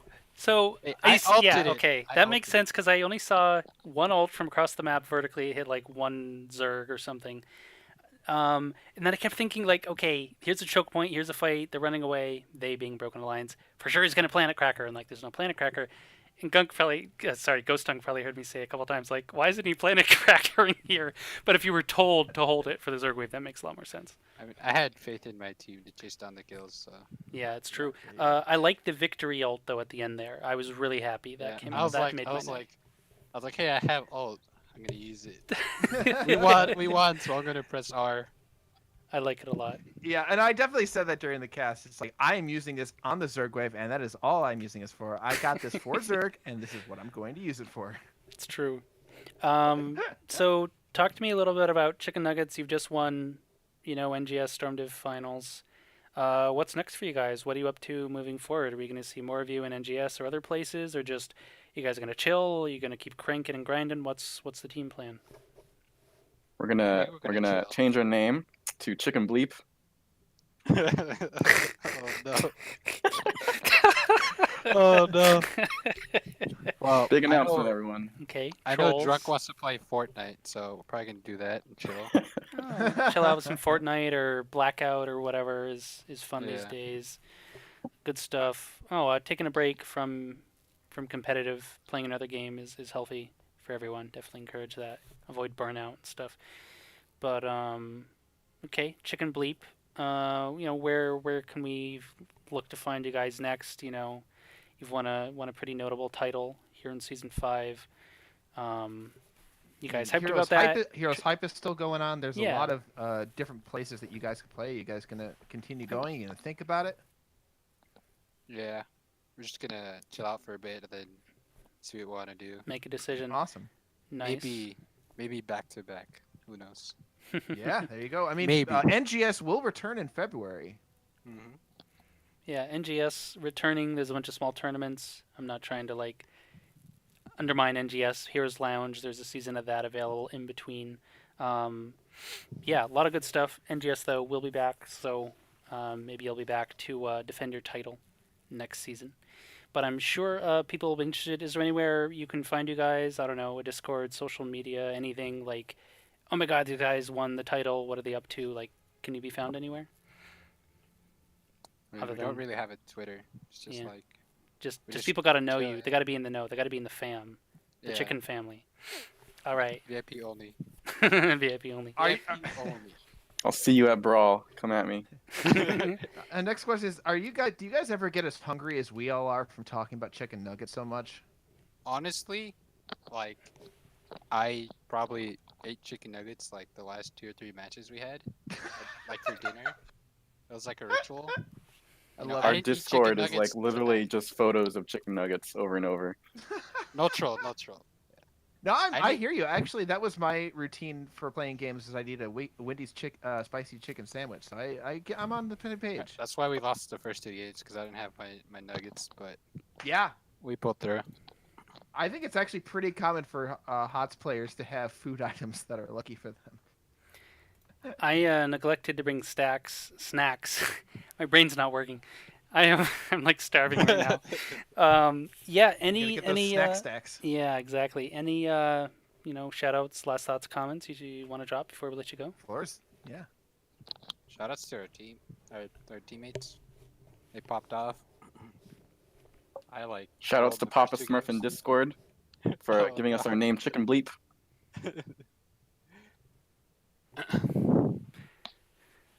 BlizzCon 2019 That's it? says Eton. Let's go Yeah. to our team. Truth. Hell yeah, dude. Chicken nuggets Let's- for the win. Let's get y'all in that open division next year. Shoutouts to Georgie for being the best team captain. Oh my god. That's my brother. Drunk's trolling me. Well, whatever you're doing, it works. So keep it up. Hope you enjoy your break, and good luck with whatever competitive ventures you decide to move forward with in the future. Once again, champions of Storm Division, big congrats on your reverse sweep, and good luck. Have fun out there. Yeah, thanks. Thanks for casting us. Thank you for putting on a show. It was awesome. Yeah, they were fun games. Super fun. Alright, later. Have a good Peace. Thanks. Oof. All right. All right. Yeah. And That's- whew, yeah, Well, I'm a little spaced out. I'm like saying I- weird I- stuff. I'm just so excited. I'm just vibrating like it's like from the hype from all of these battles that happened tonight. It was very exciting. I could not ask for a better Storm Division finals to cap off the Storm Division season. Don't forget, we also have more finals coming your way later on this week. I do believe there's 2 left. You've got Division D on Friday at 6 p.m. Pacific. That's Off-Brand Cereal versus That Was Jimmy. And then on Saturday at 3 p.m. Pacific, we got Texas A&M versus Regen Black. And so make sure you guys check those out here on this Twitch channel. Was that right for Div C? I thought it was on the calendar. It says Tickle Me Tassadar versus. Sorry, Stanford not. Triangle. I said C. I'm used to blue being C. I'm bonkers. Oh, we're That's looking a at heroic heroic. division. Okay, That's yeah, yeah. heroic. Gotcha. I'm going to say that whole thing again for heroic. It's at 3 p.m. Pacific this Saturday on this Twitch channel. Texas A&M versus Regen Black fighting for the heroic division championship. Yeah, that'll be Murder and Ragnarok taking you through that one, and the Div C. I forget who's the casting duo there, or hasn't been decided yet. But yeah, more games coming at you in the week. Show up. Big showing tonight. I think the highest I saw the chat was 106, maybe 107. Nice. Pretty Nice. epic. So hopefully we can get another, 75, 100 plus viewers for these other finals. Sure they're not Storm, but they're exciting for different reasons. So I myself definitely going to be tuning in, part of the chat. So highly encourage everyone else to come and just have fun with the NGS community. Very, very glad to be here. Thank you guys so much for watching. I had a phenomenal time casting these games. I hope you guys stick around. We're going to host, I think it's Haloran will be next coming up. And yeah, I am not lying. I am going out to get me some fries and chicken nuggets. I promise I will tweet a picture of said food. You can find my Twitter at IlluminatedWax. And you can catch me on Twitch at twitch.tv/GhostDunk, where I'm part of the NGS network, whatever that's called. I know, right? Like, it's I an forget the name NGS as thing. well. I was just Yeah, gonna it's a thing. say like Yeah. you're just a veteran caster and you're awesome, and tonight was really fun. Oh, thank you so much. Oh, I've really enjoyed casting with you, Ripper. You took the production on. You did so much of the heavy lifting. You did a fantastic job observing. It was a pleasure to cast with you. A quick few more shout-outs. I will be at BlizzCon. Come find me. My face should be on the screen right now. I can't really see it. It is. It but is now. Yeah, I just beautiful. switched. I will look pretty much like that. Come find me. I will be at Con Before the Storm with other NGS casters. We will be guests there, actually. Ooh, nice. And I will be all around BlizzCon, and I'm pretty sure my dad's going to snag us some good seats again for HGC. Booyah. Well, you want to get in with the in crowd, hit up Ghost Dunk for BlizzCon. Sadly, I live all the way in Vermont. Pretty hard for me to get out there one day. Usually the most I can make it is PAX East in Boston because it's like 2-3 hours away. It's like all the good conventions and cons, like other than like all the game conventions, like 99% of them are out in Cali, and I'm just like, oh, it's so far away. But one of these days, I'll make a BlizzCon. Just demand some vacation time or something and get out there. But yeah, so thanks a lot, awesome co-cast, awesome series. Yeah, insane best of 5. What a way to cap it off for Storm. Everyone should be pretty happy with that series. Even the teams who weren't necessarily in the finals, but just watching it, pretty entertaining. And those are the places you can find Ghost Dunk. I don't really use my social much, but I do have, Twitch TV Ripper Hots while I do stuff there. But my Twitter is also Ripper Hots, but I forgot to even tweet about tonight. That's how much I don't use it. I just do the lazy thing and reblog people. Yeah, exactly. I say reblog. I used Retweet, to use Tumblr. retweet, I guess. Yeah, retweet, resend. And we need to eat, man. Like, okay, recycle. let's sign off. You got your chicken nuggets. I got some I got some tacos going on. Beautiful. That's me. So Chicken nugget tacos. yeah, baby. All right. Again, big shout out to all the fans, everyone in chat, cheering on your teams, and just generally hanging out and communicating. Super fun. So, again, tune in for those other finals coming up the rest of the week. And thank you very much. Have a good night. All right. Good night.